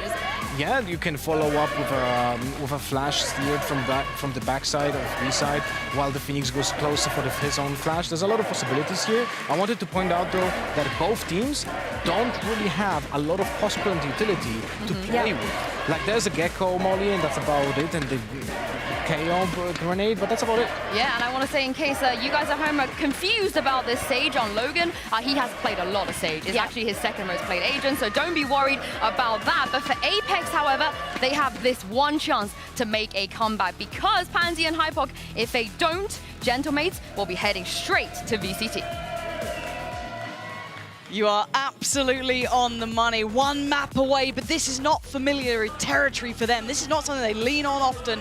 This would have to be a complete fall apart from Apex and an overperformance from Gentlemates, which, well... I think we've already seen that. Sounds to like be the honest, first two maps. we were talking about whether or not Gentlemates had it in them to replicate what we saw yesterday, and they've certainly brought that in to the first two maps of this best of 5. In my eyes, here, the comp change, a little bit quirky, sure, but they have a map to play with if they want to. Why not be throw a little it out slippery here on Pearl and make things, maybe throw off the preparation of Apex. I don't mind the idea. No, in that regard, I think things like Natankatsu coming back in once again to be the tip of the spear here, to lead the charge. He's looked fantastic. The last 5 or 6 maps we've seen him. Can he be the difference maker once again? Can Apex make their last stand here to run the gauntlet of what requires a reverse sweep in this series, Lauren? The audience is on their feet. They're loving it today. Gentlemates have put up a wonderful performance already, but Apex have this strong map to lean on. Middle of this best of 5, maybe a lifeline for them. A gateway back into the game. We have to see how it works for them here. First one potentially to receive the contact on the other side would be Whalers, but... Beaz is here as well. It's not too far away, but smoked off. Whalers will need to back away from this, and relatively quick. Just gets out. Still finds a kill, though. Banger of a shot, too. Kiko's going to be reeling off that one. A second! Not to be. Ton of look at the damage done, HP, yeah. Mystic on 5. And Takas has found Shadow as well. Wait, hold The members of Apex starting to tumble here. They're trying to take space elsewhere. Magnum trying to make magic happen, and he's done so well to bring this back to a winnable situation. But look at the HP. Misfit being down on 5 now comes back to bite him in the arse. They're going to hear this as well. The tank is close enough to hear these steps. He may not beat them there to this, but he's certainly going to know this is where they're heading. Mystic actually dropping from Heather. I was curious of whether or not he's going to drop the spike down. It's an open plant here. Magnum left. towards elbow. Oh, Natank just drifting out. Magnum will punish. Now Beaz, no flashes up just yet, but I feel like one's going to become available. Yeah, 3 seconds left on it. And a 1v2 to get Gentlemates on the board here on Pearl. He slipped the net a little. A fair fight against Magnum, but on this corner, not so fair anymore. But Mystic is low. And Magnum's just trying to buy time playing. Mystic spotted now. Bears couldn't whip it around in time, though. Speaking of time, it's starting to tick. Bears needs to close this gap and fast, and Magnum's none the wiser. Oh dear, the flash is not bad either. Going to catch him enough, and he's going to probably get this halfway. Mystic needs to make his move. He's got to do something about this one. Drawn away, he's going to get the frag! And the defuse is going to be his as well. Gentlemates off to the start. That might break the hearts of Apex. A huge clutch to come out from Beaz. And a heartbreak round once again for Apex. Magnum not able to buy enough time. Mystic a little bit disconnected here. What a start. And without, Gentlemates here. Without Magnum doing as much as he did, I mean, this would have been... 3 on the round for him, by the way. It would have been much easier, much cleaner. But man, he made them work for it. And boy, they did. Up to the challenge, up to the task. That's a worrying little lean back from the coach there. It's only round 1. They feel arduous now. And met with resistance. He goes down again. Shadow creeping behind this smoke, not noted, obviously. Magnum, on the other side, is noted. Punished here from behind by the tank. Aware of the possibility of a second, and we'll find it. Mystic and Shadow fall. This could be Just 5 Enzo standing. left, yep. Could be a flawless round here. That gives him the fair fight in the end as well. Dear me. A concerning look coming out of Enzo there. Usually the composure factor for this Apex roster. Reality setting in a little now. This buy round is critical. There's very few rounds that hold as much value as this, but they need to get back on track. Is that already happened? Been there, done that. Literally. At this point, though, this isn't a bad buy coming in as a bonus for Gentlemates either. All those Bulldogs remaining, that rifle on Takas. Yeah, this is it's very not an easy healthy. round. Initial information off the utility of Enzo here. He's just going in. He's a madman. He's 3. He's just absolutely unleashing fury. Goes a little too deep on it, but Wailers is there by his side and shattered his Apex. Magnum taken down to 5 HP. He's a great player, but this might be out of the realms of reality even for him. The spike deep within the hands of Gentlemates and Bears' position. Bloody hell, and the tank is off to a belting start. The confidence brimming from that man. Like I said, we've seen absolute wonders from him in the last few maps. Look at this. He's absolutely unleashed here. Beautiful stuff, and it gives Gentlemates the best possible start here. The bonus converted, the wind in their sails in map 3, and the frustration continues to show on the faces of every member of Apex now. We said it, the first 2 maps you can kind of forgive, you kind of lean on that experience to keep you level-headed, but you know now, in this map, in map 3, this is the reality of the situation. There is no maps after this if you can't get past it. It doesn't matter how good you were throughout that regular season, it's still just 1 game away, and now it's 1 map away. Dreams would be crushed here. Nico again tries to make an early start for something over towards Pit. And Bear's got to be careful not to get overwhelmed. They're very close by here, they're very near this. Bears, timing's everything, turns back in time, gets a follow-up too, Bears. Just doing wonders for the side, come on, they could do no wrong. It's all looking so good, and now the tank confirms it as well. Ults galore, Gentlemates, just flawless.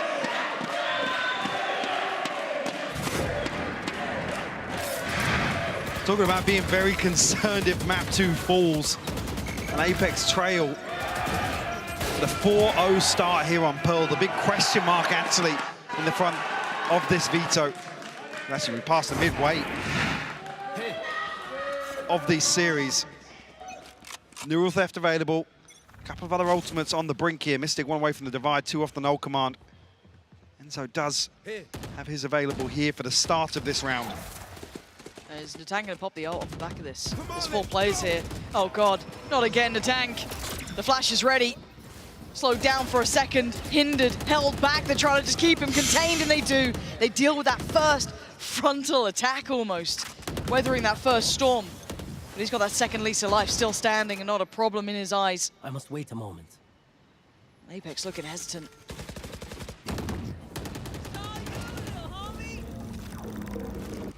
So looking for a tag. We'll find it here, but Natank able to try and crunch. apply some sort of support here. Shadow shuts it down. A second, Enzo closes out on Logan. Yeah, clearing the tank from there was massive, brilliant work. And now they get the middle of the map, right? Divide and conquer. Oh, that's not a bad position. Rash isn't done with you. Do they get to clear him out? Mystic spotted. Yeah, nice. Really nice. Oh, that's brilliant. Second detain. That is huge for them. That should be a clean kill, and it is. Takas can't be subtle about this anymore either. Spike planted. Being closed in on as we speak. Catching Mystic, yes. The last 3 though, very elusive. Apex need these weapons, yeah. Need to hold on to this. That ult from Enzo couldn't have been better timed. Yeah, massive value. Picking that orb back up and getting a second detain as well. Whaler's able to slip through, reposition, and it almost looks like he can do some real damage. Apex at least will get themselves on the board here.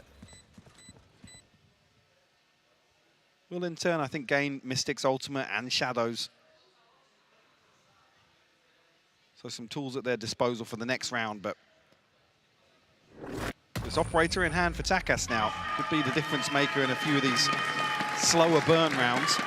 We can find some value. So even here previously was very, very eager to apply pressure towards the back line. Lovely little mid-crunch there.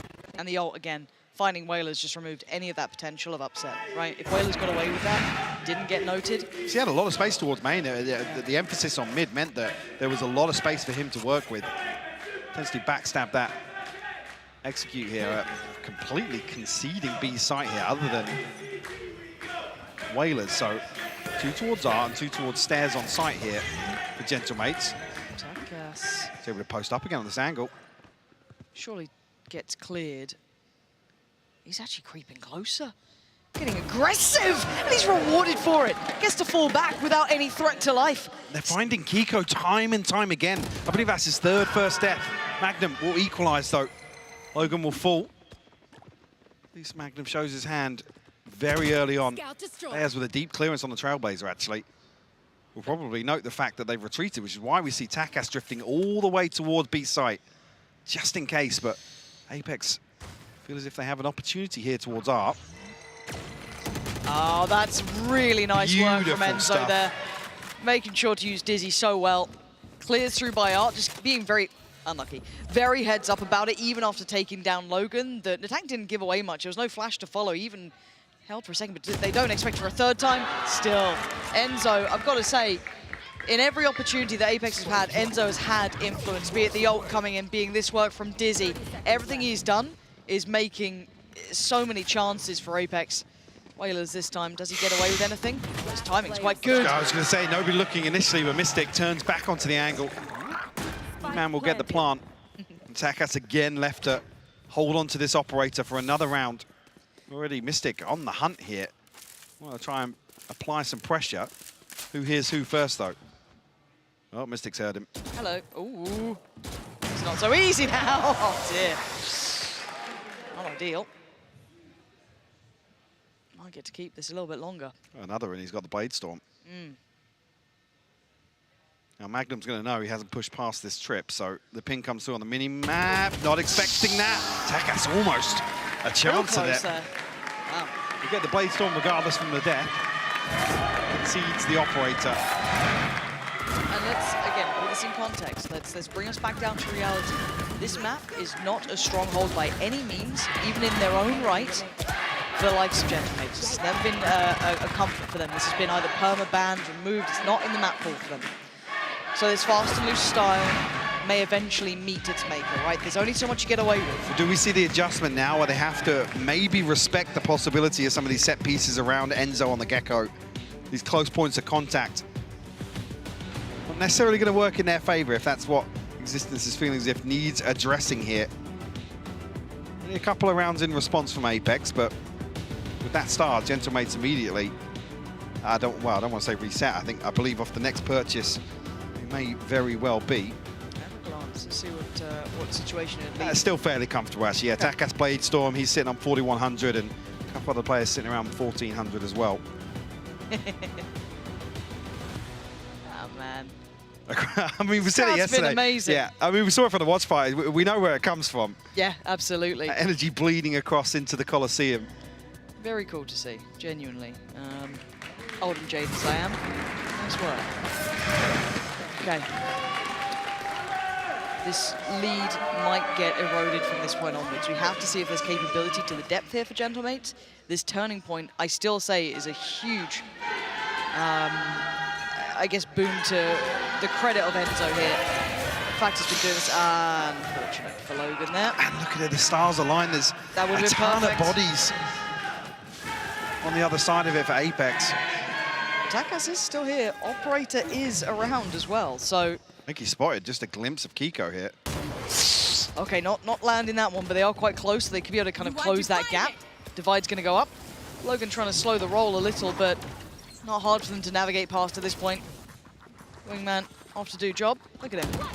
The guy. Oh, Takas. Spammed as soon as the Blade Storms popped as well. Instantaneous, very clear-cut affair so far. Apex cleanly taking this site, not really feeling too much of that threat yet.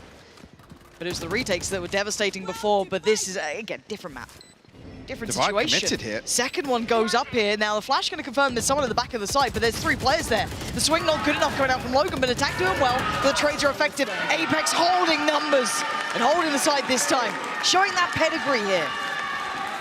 First time they've actually been able to prevent a string of rounds eluding them here. Bring it within 1, and now at least I think with a full repurchase forced and what, 3 weapons saved across in a comfortable position now in terms of the finances. A lead established now for Apex, outside of the scoreline at least. See what they can do with the advantage. Replay machine is absolutely melting. Yes. It's our day in Berlin. It's the heat. It's getting to it. Maybe another set piece here on the back of the tank. He's trying it. He's not got it though. Mystic. Oh, that's stunning. Doubles down. Oh, he almost went for a third. He goes there by his side, but the site's once again theirs. This is that diligence kicking in, that pedigree in place. There's going to be a 4 save now coming out. They can't do much about it. This is much better from Apex. A reminder of why this team were the favorites coming into this entire tournament. Takas and Logan is forced to watch this one play out once again. Magnum on the hunt, though. Now with that financial buffer, able to chase down some of these weapons, but Magnum will fall. Be the indicator for a couple more members of Apex to peel away from A site.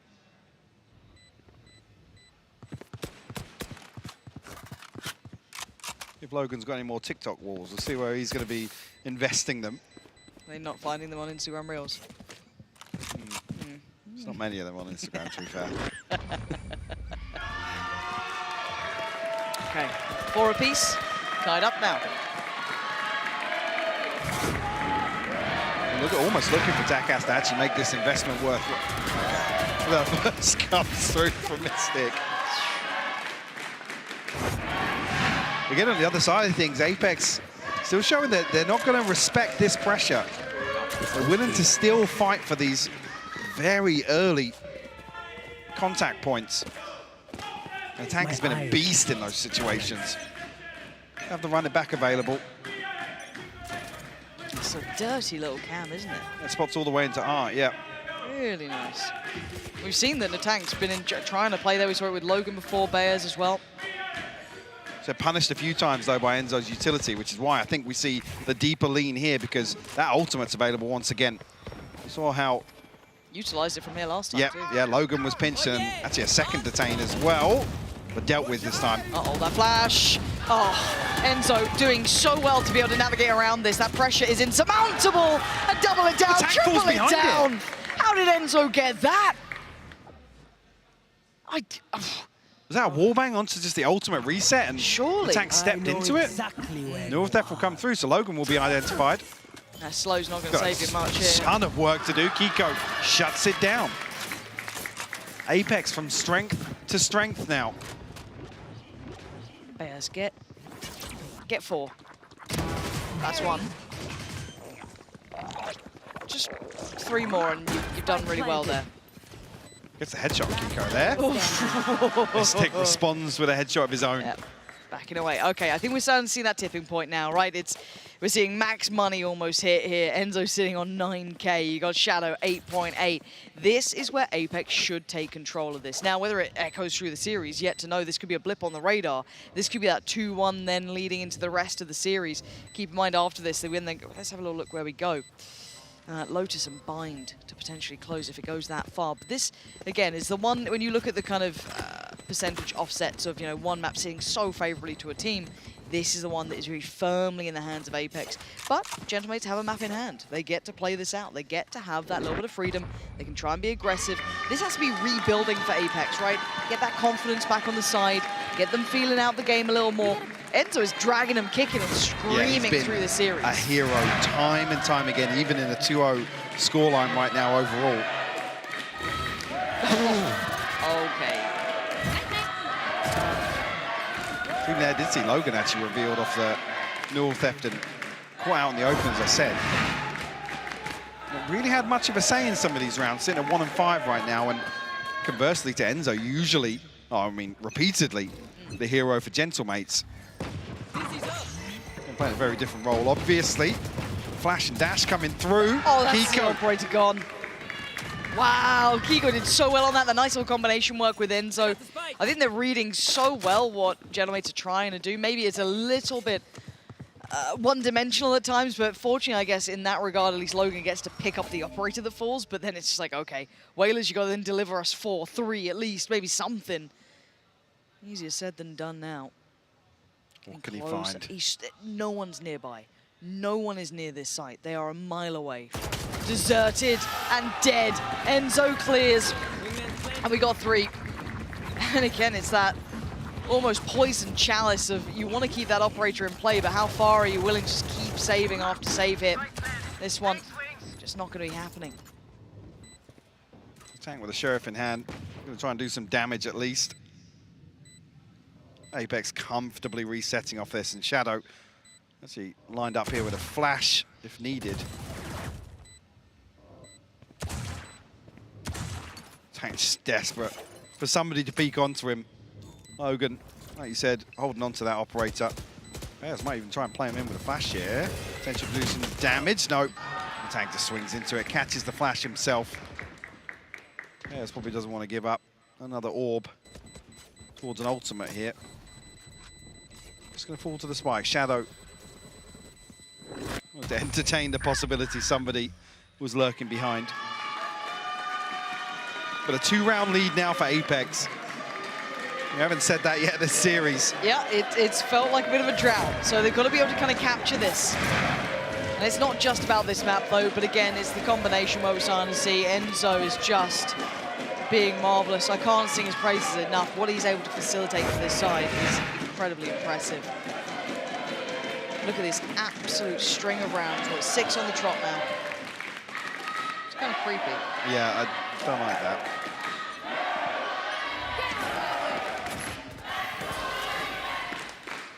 Blade Storm popped here for Kiko. Initially, a little crunch set up here.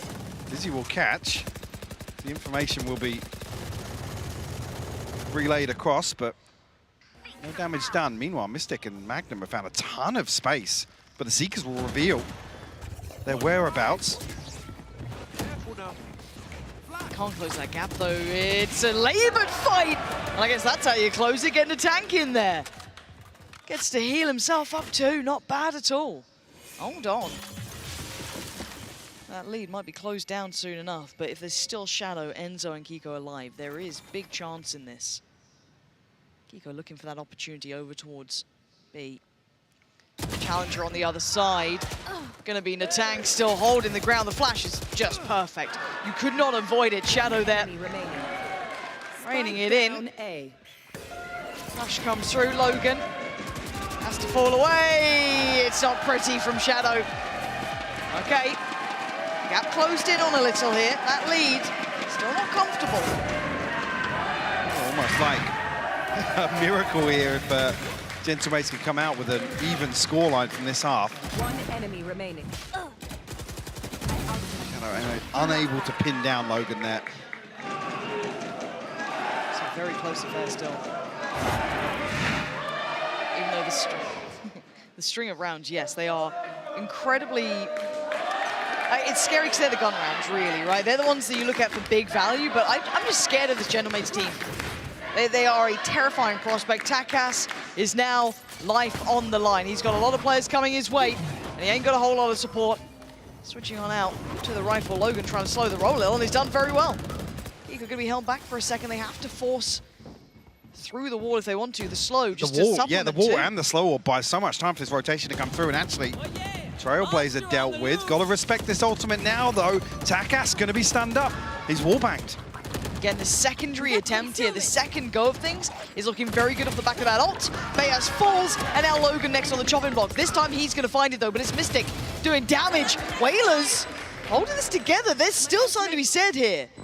Kiko's a little low. The last two players may be vulnerable. Logan, that was... What? Sorry? He did not see them for a second. There's no way. So again, trying to buy time on this spike. Dizzy goes in, he gave it a damn good go, but he couldn't do enough. How the hell did Logan do that? The intuition from Logan to spam find the first. The first is fine, the then second! Connect the second headshot. Show me it back right now. Talk about him being the hero for Gentlemates in so many rounds, proving it right there. And what looked fairly unwinnable for Gentlemates. Did? Eliminate. One enemy. Oh, God.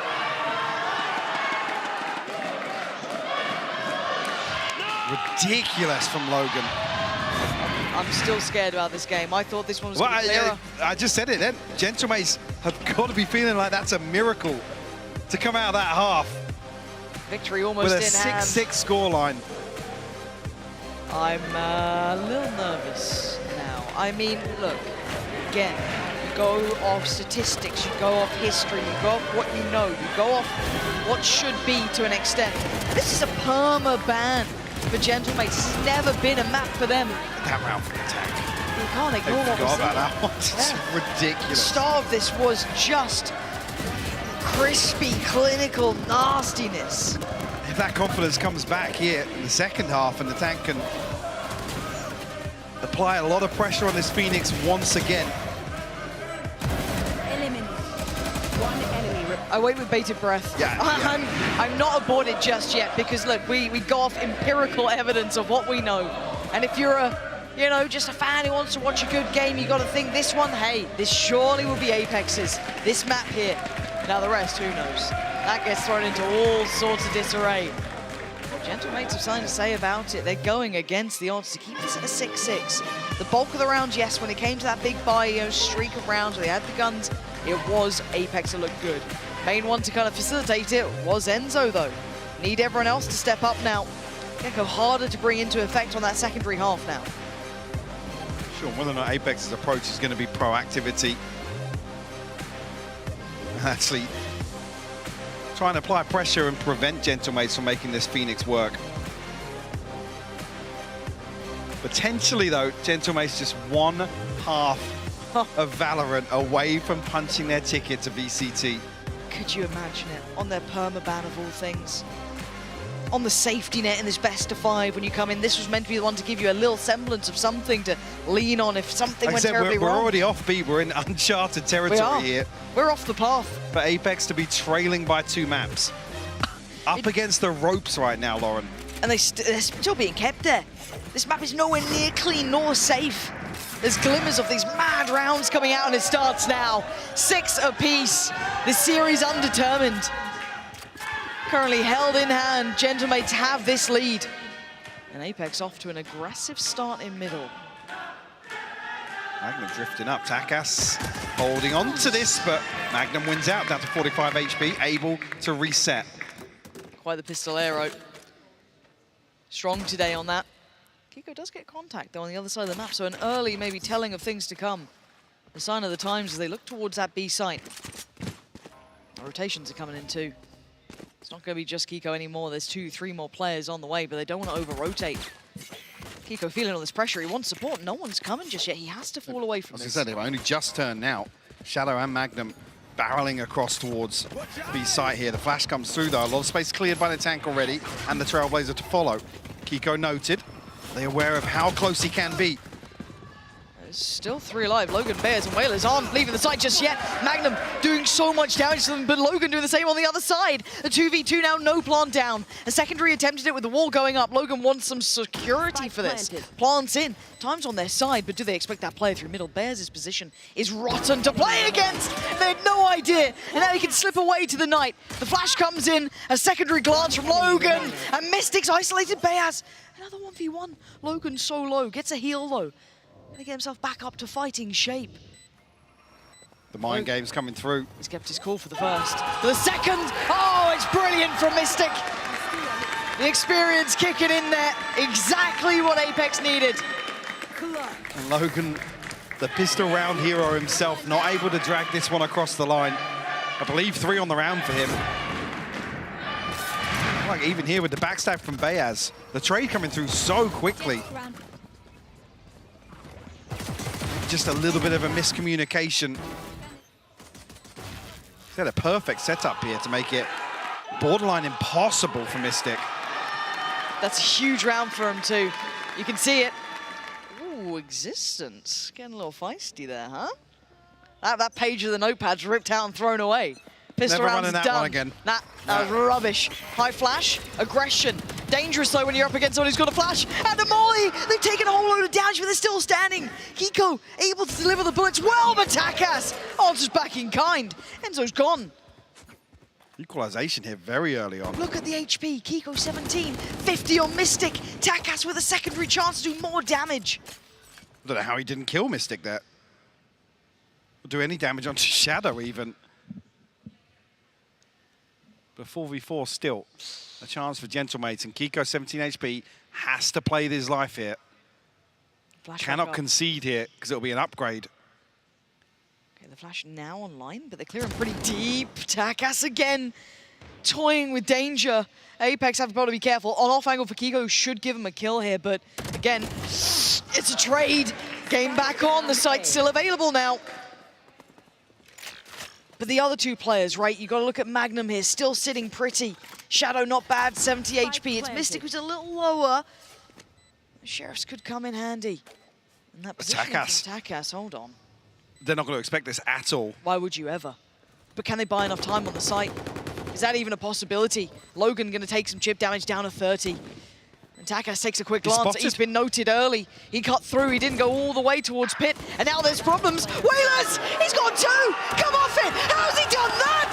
Out of all the players, Whalers waits and delivers. Heartbreak scene again. This is ridiculous stuff.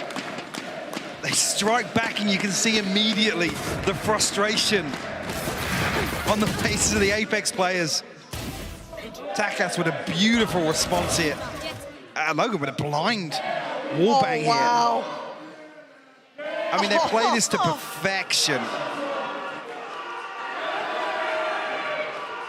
A huge flip round here for Gentlemates. Breaks the economy of Apex. I need to stop. A couple of upgrades as well here. And they're looking to capitalize. They smell blood in the water here. A wide open A site, just a spy camp.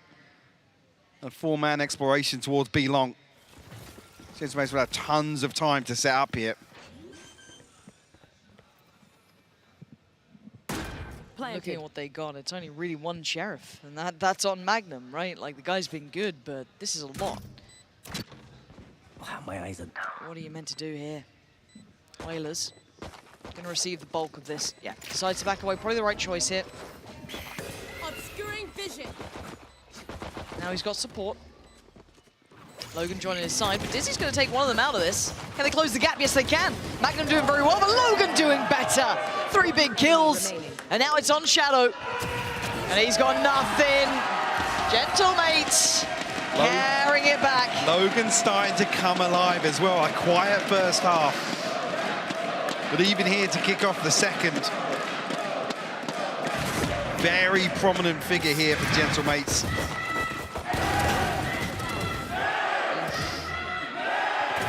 You as well with minimal damage taken.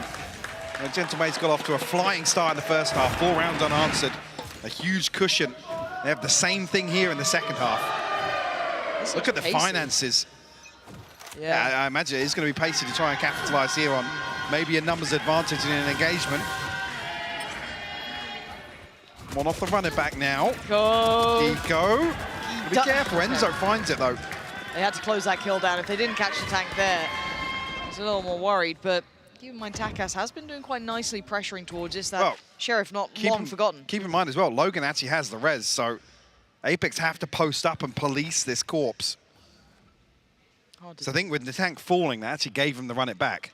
Yeah, it would So actually. Oh, wait, hold on. Yeah, that a lot actually... of bodies to throw in. Yeah, you can see that you're absolutely on the money. They're trying to keep control of this. And the scary factor is that Whalers still has an opportunity to do damage on the other side of the map. Mini-map moment, wherever it may be. The pressure starting. Bayaz, hold on, saving them in this. Enzo and Shadow go down and they can't punish what they wanted. Takas, yes, gets noted, but it doesn't really matter here. Magnum and Mystic got to go big now. Site's completely free. Cleared through now, they know it. And look at Takas digging a little deeper. He wants some safety for this plant. Now, we know that Mystic's a little bit deeper on it. But Man's got a flash to play him in, potentially. Oh, he's got the Seekers. Going to come through. Lovely stuff there. Magnum's position now. No surprise, but Bayaz caught drifting away here. Reposition here. Magnum and Mystic looking to group up here, but a crossfire set up here. Back from the dead, Natank waiting. Does he get sent back to the other realm? Magnum wants to hunt him down, and it's right back to where it started. Mystic has found Takas, though. Natank has to make this happen. He's in his ult. He's been sent back. Diffuse starts. I don't think he can close it down in time. He can't deny it. The Classics holding on. Magnum and Mystic again doing wonders for the side. Draws out the Cosmic Divide, and Apex answer back here in a crucial round, but down to just 2. So Gentlemate's coming in on, effectively, their bonus from flipping round 2. Apex going to need a couple more of those. I think the time when attack has fallen there is what makes it impossible. The tank obviously wants to try and use the run it back from a little deeper so that it can't be pressured. But yeah, the fun's very healthy on the side of Gentlemates here.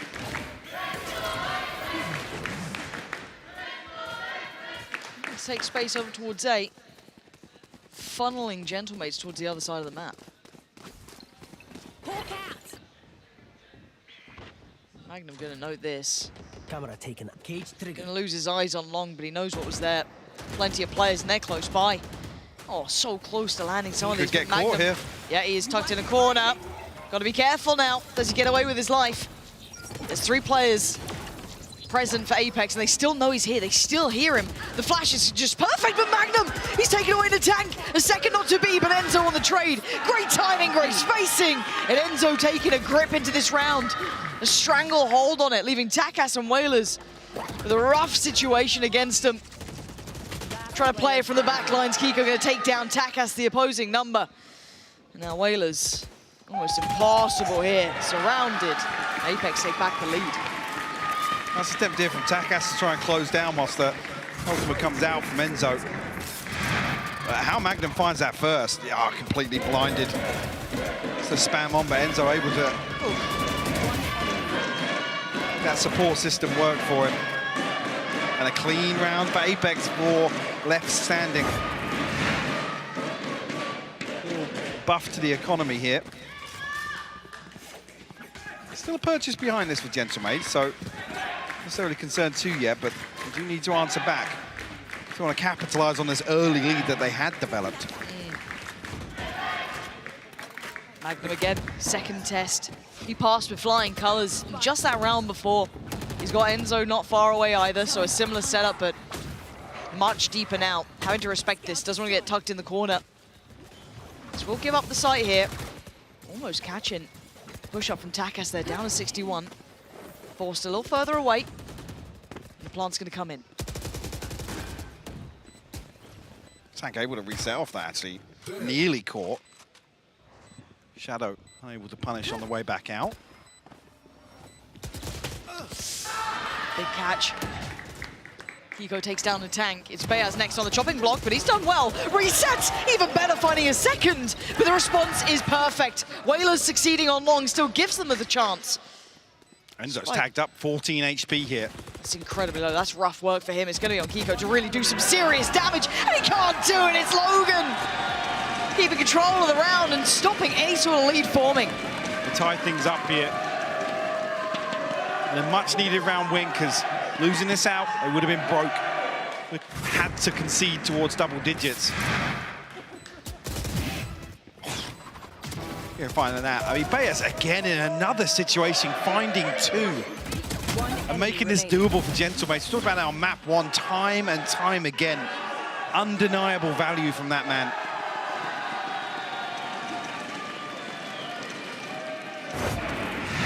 Bayas, really quite the outstanding little player to get you two when you need it, right? Be it on Haven, tucked in the corner of Sova. I mean, that feels like a lifetime ago, but he was magnificent then.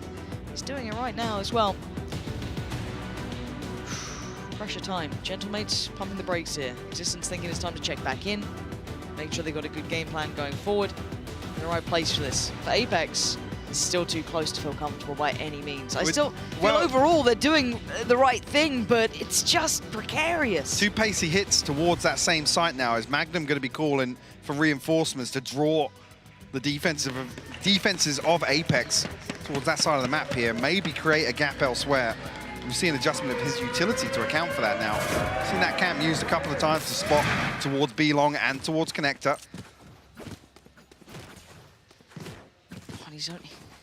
I mean, Gentlemates look happy to continue here. Yeah, I mean, they've got the advantage now.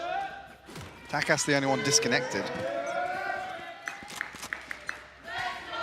Full buy excluding Magnum, who's left down on a lot less. Big info. That's 3 at least noted there. So this commitment of rotation feels a little more valuable, but again, I'm not seeing too much of an additional person. Pull the players over earlier, potentially, at this point. Magnum was so much on his plate, same with Enzo. Yes, now leaving Kiko on his own towards A. The other 2 players slowly drifting through a deeper mid-hold, but that's about it. Jump spot should have revealed the intention again. I've got your trail. Seeker's invested here. So it's going to be committed here with Takas lurking back through Connector. Oh, Bayaz will find Magnum, though. He falls very early on.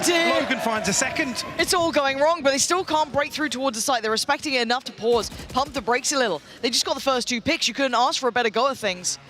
Shadow still close enough by to be an issue here.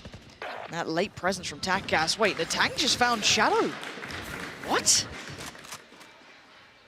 A crucial kill comes through here. Takas, yeah. This is going to be 10. That pressure towards Connector actually prevents any rotation coming through.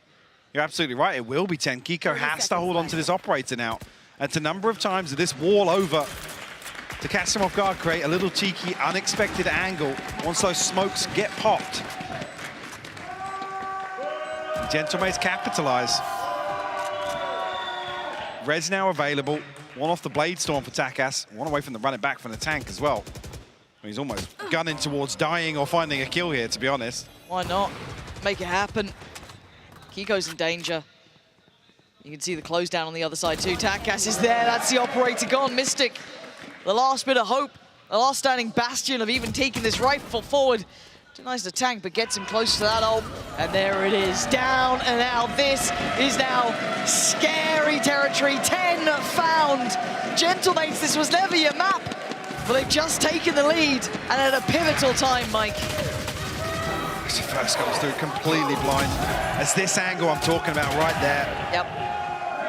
It's quirky, unexpected, and another punishment on the back of it. I believe the Blade Storm and the Run It Back will be available at the start of this round. Oh, wow. And Apex down to a broken bite. 2 Guardians, couple of Sheriffs coming through. This could be 11. This should be 11. Should be 11. Got the res to boot, that's in the back pocket, but they've got to set up here. Coming through. Right place for it. Yes, the flash will catch, but still, the Gentlemates continue on their pathing. Pause for thought here. You're going to note a lot of utility here.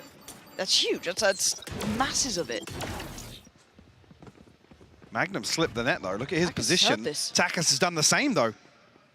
He's let him pass for just my a God. second. How deep does Takas go?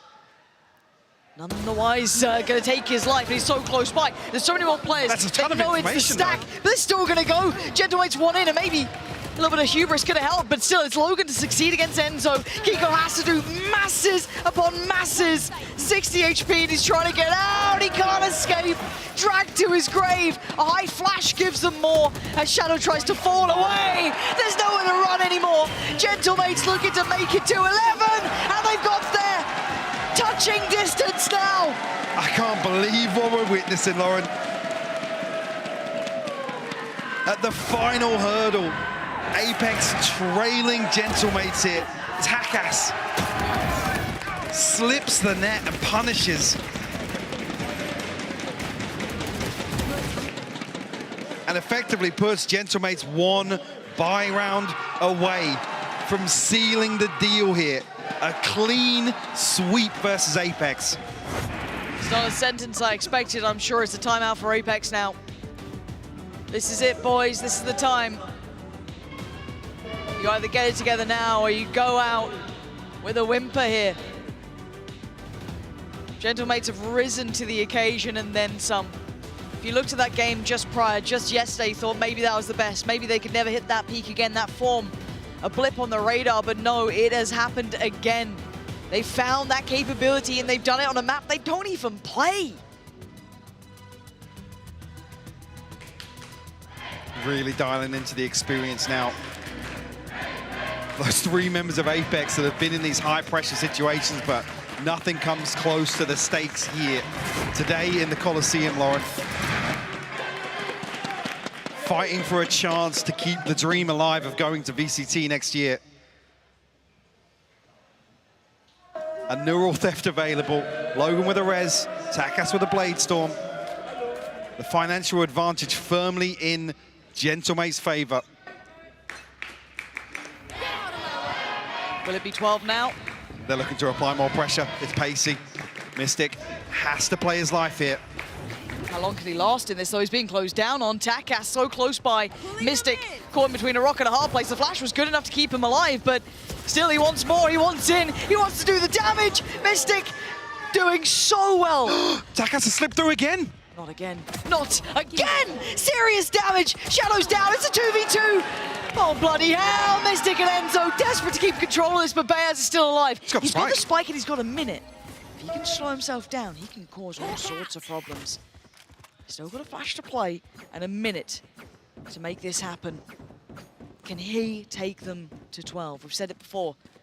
He works in twos, he gets them all the time. Lauren. He has been good for two. He's got that flash to play with still. And of course for Apex, they have to be cautious. They can't instantly run now, they need to speed up. Open plant, lots of question marks as Apex approach the site here and many options for Bayaz, but Enzo's got good kit. He's got full kit to play with it. Oh my God, Bayaz. This is probably one of the last positions that you see. He's trying to wrap back through spawn. Is he doing it around the world? The plant's not even for it. It will be for Dugout, though, if he gets all the way back into Secret. Apex have to pick up the pace. If he catches the cross on Secret, there's something to be said about this. Hold on. He's navigated past the first. Now, Wingman can make a problem of this. He can start the defuse, so he has to deal with this. Both flashes now in hand. Gives away the game, but he gets half. Dizzy doesn't connect. He finds one. He needs one more. The man's been good for it before, but now this is the time to do it. Can he take him to 12? Oh my God! He absolutely can! There's the man of the hour! He's good for two, Lauren. Every single time. Gentlemates on the brink. Map and series point here. VCT point.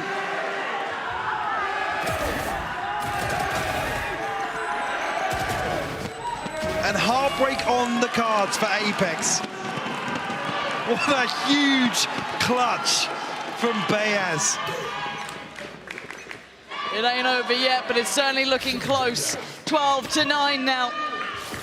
The scoreline feels like it has just sat by their side, something calling them to greatness, but for now, they go through that early protocol list. Bayaz, only one off from the Seekers too. Big tool to have in hand here. Logan still with that res. A different look this round, just taking the tour, taking the time, but a hefty lean towards A. And no contact found, no real tangibles in terms of information just yet. Magnum, that spike cam, that same spike cam we've seen time and time again. But committing towards elbow here. Could be caught off guard.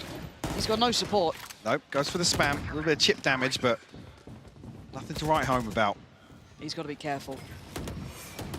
I've got your Might have to relinquish the site. You can see the Seekers coming out. That should, if anything, tell them how far away they are. Fortunately, Enzo did get there to deal with one, so not as telling as expected. Plant next on the list. First challenge found. Not going to get the follow-up. The tank does take down Magnum, but that's about it. Divide going to go through and Takas forced a little further away. Enzo with a step in. Divide going to keep them safe from long. Look to try and clear Takas. How much damage can one man do? Not enough. He goes down. They're holding on to this. Wingman going to start the defuse as Apex take their heels in. Not done in this game just yet. They would need more. And it's not going to happen. Defuse comes in. Double digits made. 4 alive. Game back on. Might as well find a consolation there. Curious, actually, yeah, so Mystic down at 3K. Hopefully able to spread the funds a little bit. Enzo with his ultimate available. Magnum with the neural theft. Couple of tools available for Apex, but not necessarily playmakers here with how Apex have approached this defensive half.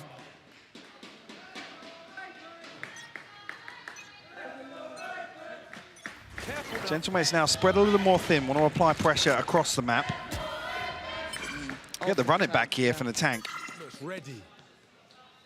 I think here, Apex are in a position to maybe pressure into mid on the back of that being popped. Looks like a set piece off the camera here with a flash of shadow as well. Set up a little trap here in Art. Not a bad idea.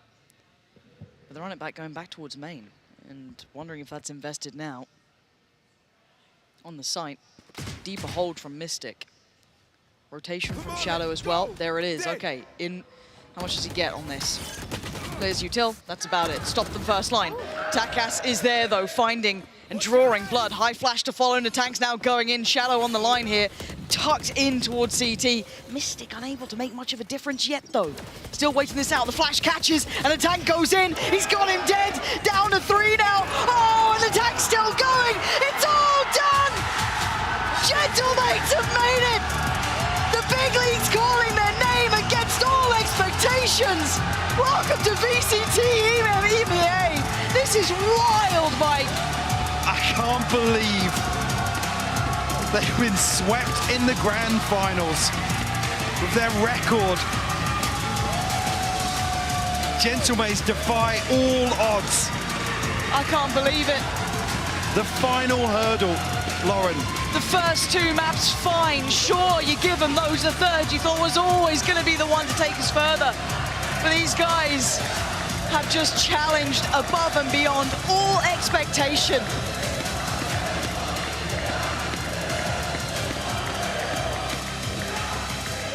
Fans behind them every step of the way. This means the world to those boys on the stage. And they earned it. They came back yesterday swinging. A total overhaul of their performance, and they carry that through to today. 3-0 once again. So many individuals stepping up. Bayaz with that clutch, man. Bloody hell. That is just outrageous from Gentlemates.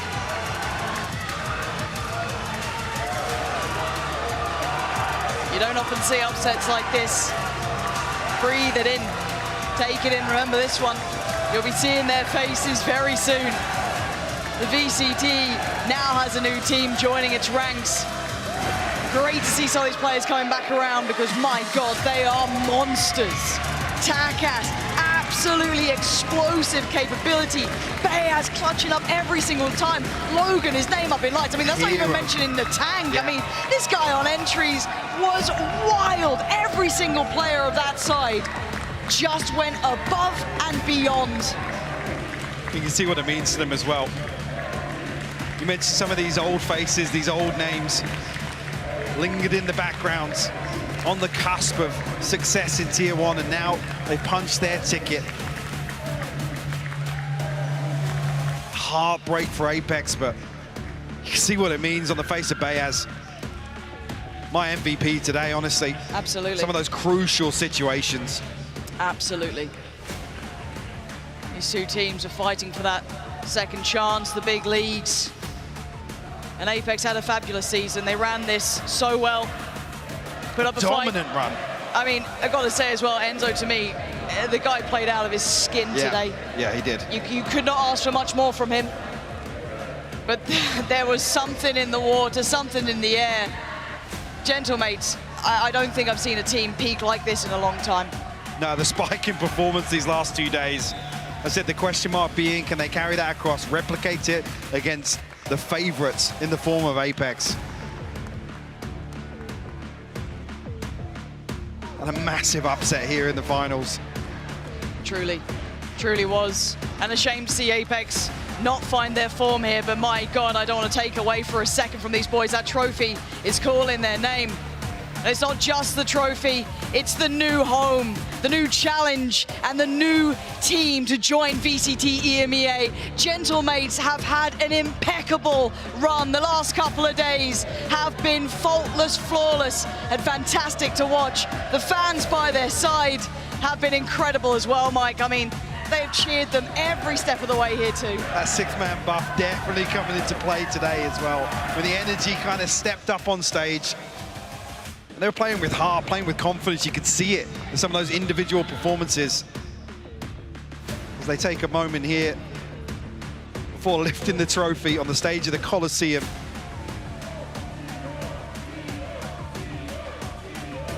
Their moment. Take the time, breathe it in, let it sink in.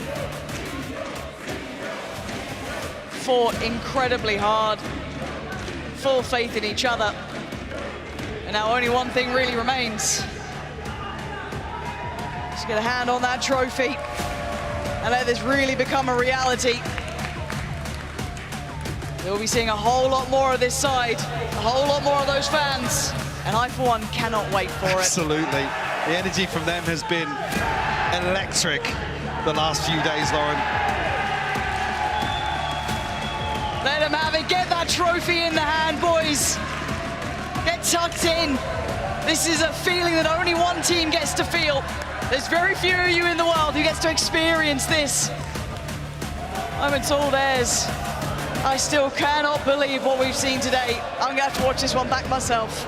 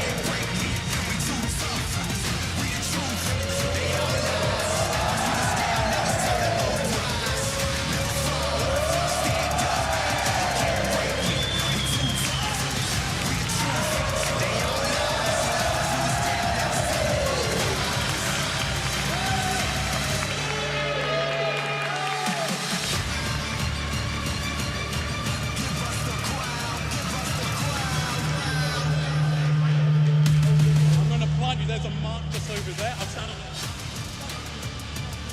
it. Yes, I.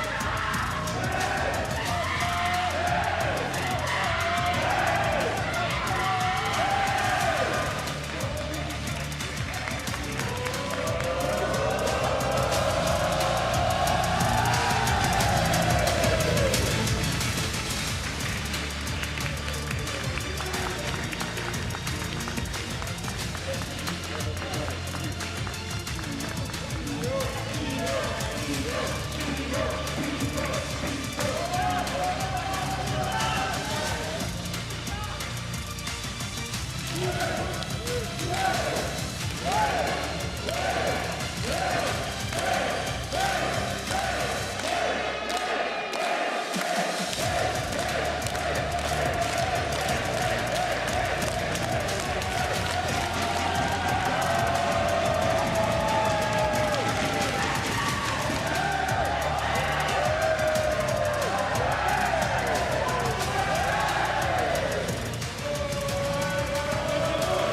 have done it! Your first ever VCT Ascension EMEA champions, and the atmosphere here is absolutely electric. Hopefully I can grab some of their attention. Hi everyone, and get an interview for you guys. Existence, I will start with you first.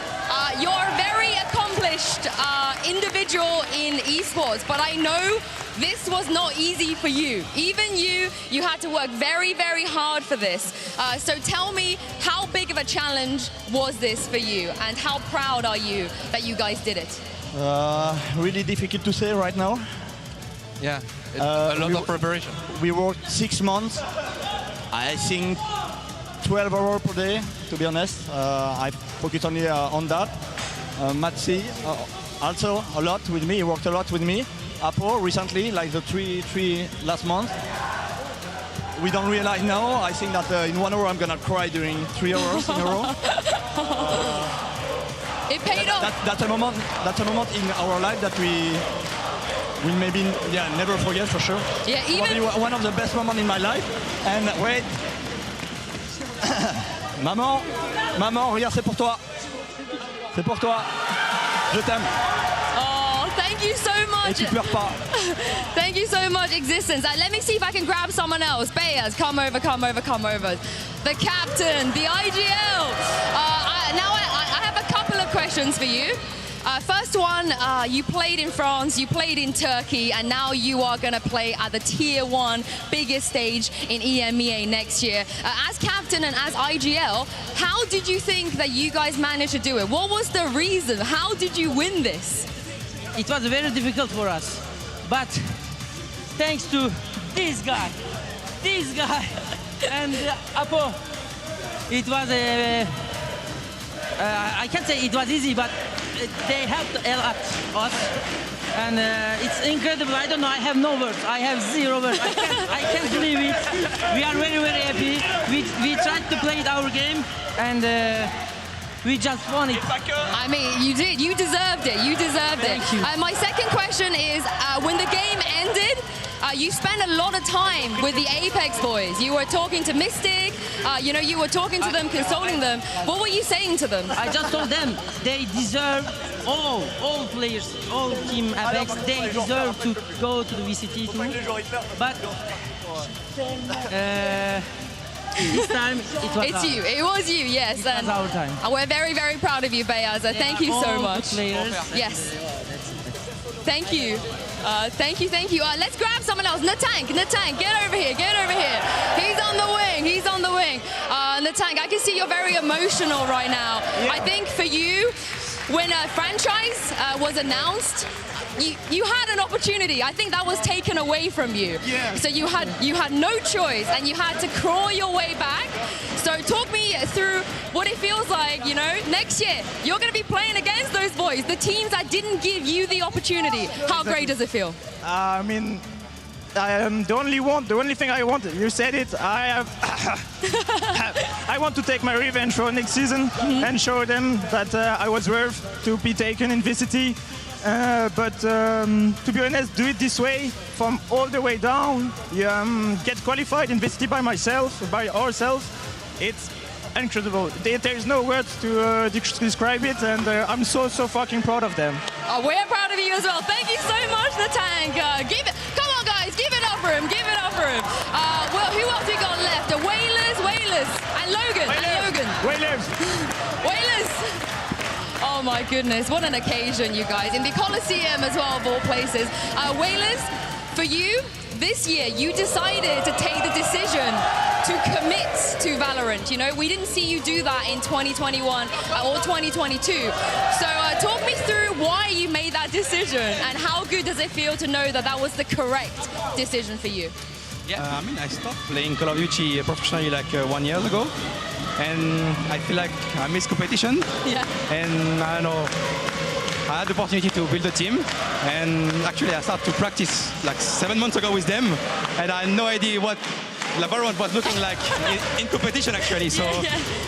It's just a crazy experience. Like I gave everything because like the game is out for like 3 years now, and I had a lot of work to do to actually came back at the decent level and actually qualify to VCT. So yeah, we worked hard, and thank you to the team, thank you to the coach, thank you for the fan, shout out to my girlfriend, and love you all. Did you expect to do this in your first year of competing? I mean, I'm a tryharder, and yeah, well, I was confident. Yeah, I can see that. I can see that. Thank you so much, Whalers. Thank you for joining me. If you could grab Takas for me, that would be amazing. We'll see, guys. We got 2 left. I think we got. Actually, wait. Is it just Takas left? No, Takas and Logan. Don't worry. I'll get them for you. I'll get them for you. Oh, Takas. Yeah. You did it. Yeah. You won. Yes, of course. I'm so happy. Yeah, you told me you were going to win and you did it. But for you, a long grind, you know, a hard, long grind. So what does this mean to you? I don't know. I don't have the word for say, but like I'm happy. And yeah, I'm just happy. I'm happy, and happy, and that's it. I can see how happy you are. And also, you've been a fantastic player for many years. Everybody knows your name, even before today. But is there anything you want to say to the teams that are waiting for you next year that you're looking forward to beat? You know, a message for them? I will say we will come soon, so be careful. You should be careful, you should. Thank you so much, Takas, for joining me. If you could get Logan for me, that would be incredible. We got 1 more left for you guys to hear. Hopefully he's around still, so you can get his thoughts. He's leaving. Oh, he's gone to the toilet. That's okay. But I think that is it. Thank you so much, Takas, for joining me. We'll grab Logan at another point. He's going to be, you're going to be seeing his face a lot next year at VCT EMEA 2024. But that is actually not the end to our season. We have 1 more tournament coming to you guys. Perhaps one of the most important ones, of course, LCQ EMEA. We have 2 spots for that, for champions. We are the greatest region. Thank you so much to you guys at home for tuning in this week. Make sure you come back next week and see who's going to be making it to champions. But for now, good night and celebrate your victory with Gentlemates. Gentlemates.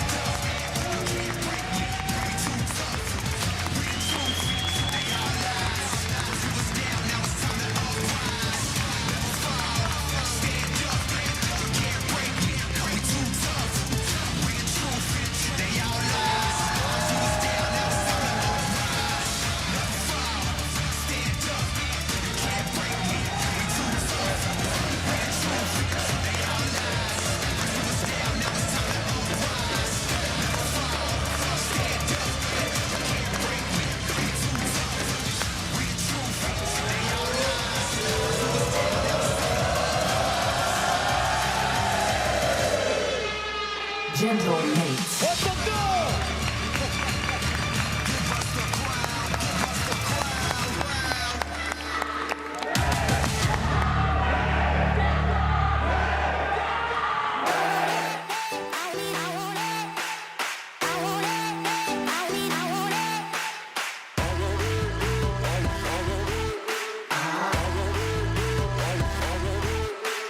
Watch me bring the energy, building intensity. I feel surging with adrenaline when enemies are testing me. I am the master of thrones. I hear the beating drum. I summon armies calmly. It's on, it's running. We're coming strong. We're all powerful. Power is the ingredient. Obedience, submissive is what you need. It's immediate. We're all rising. I'm proud of it. Lighting fires and dreams. I feel the beat and the freedom. This freedom's worth it to me. Adrenaline.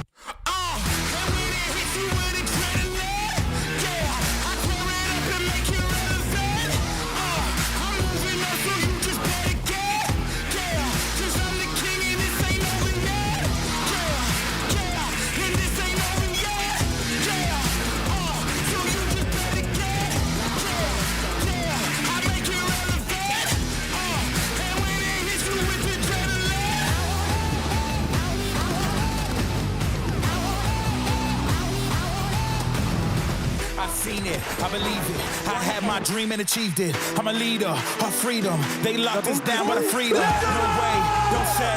I feel no fear, don't pray.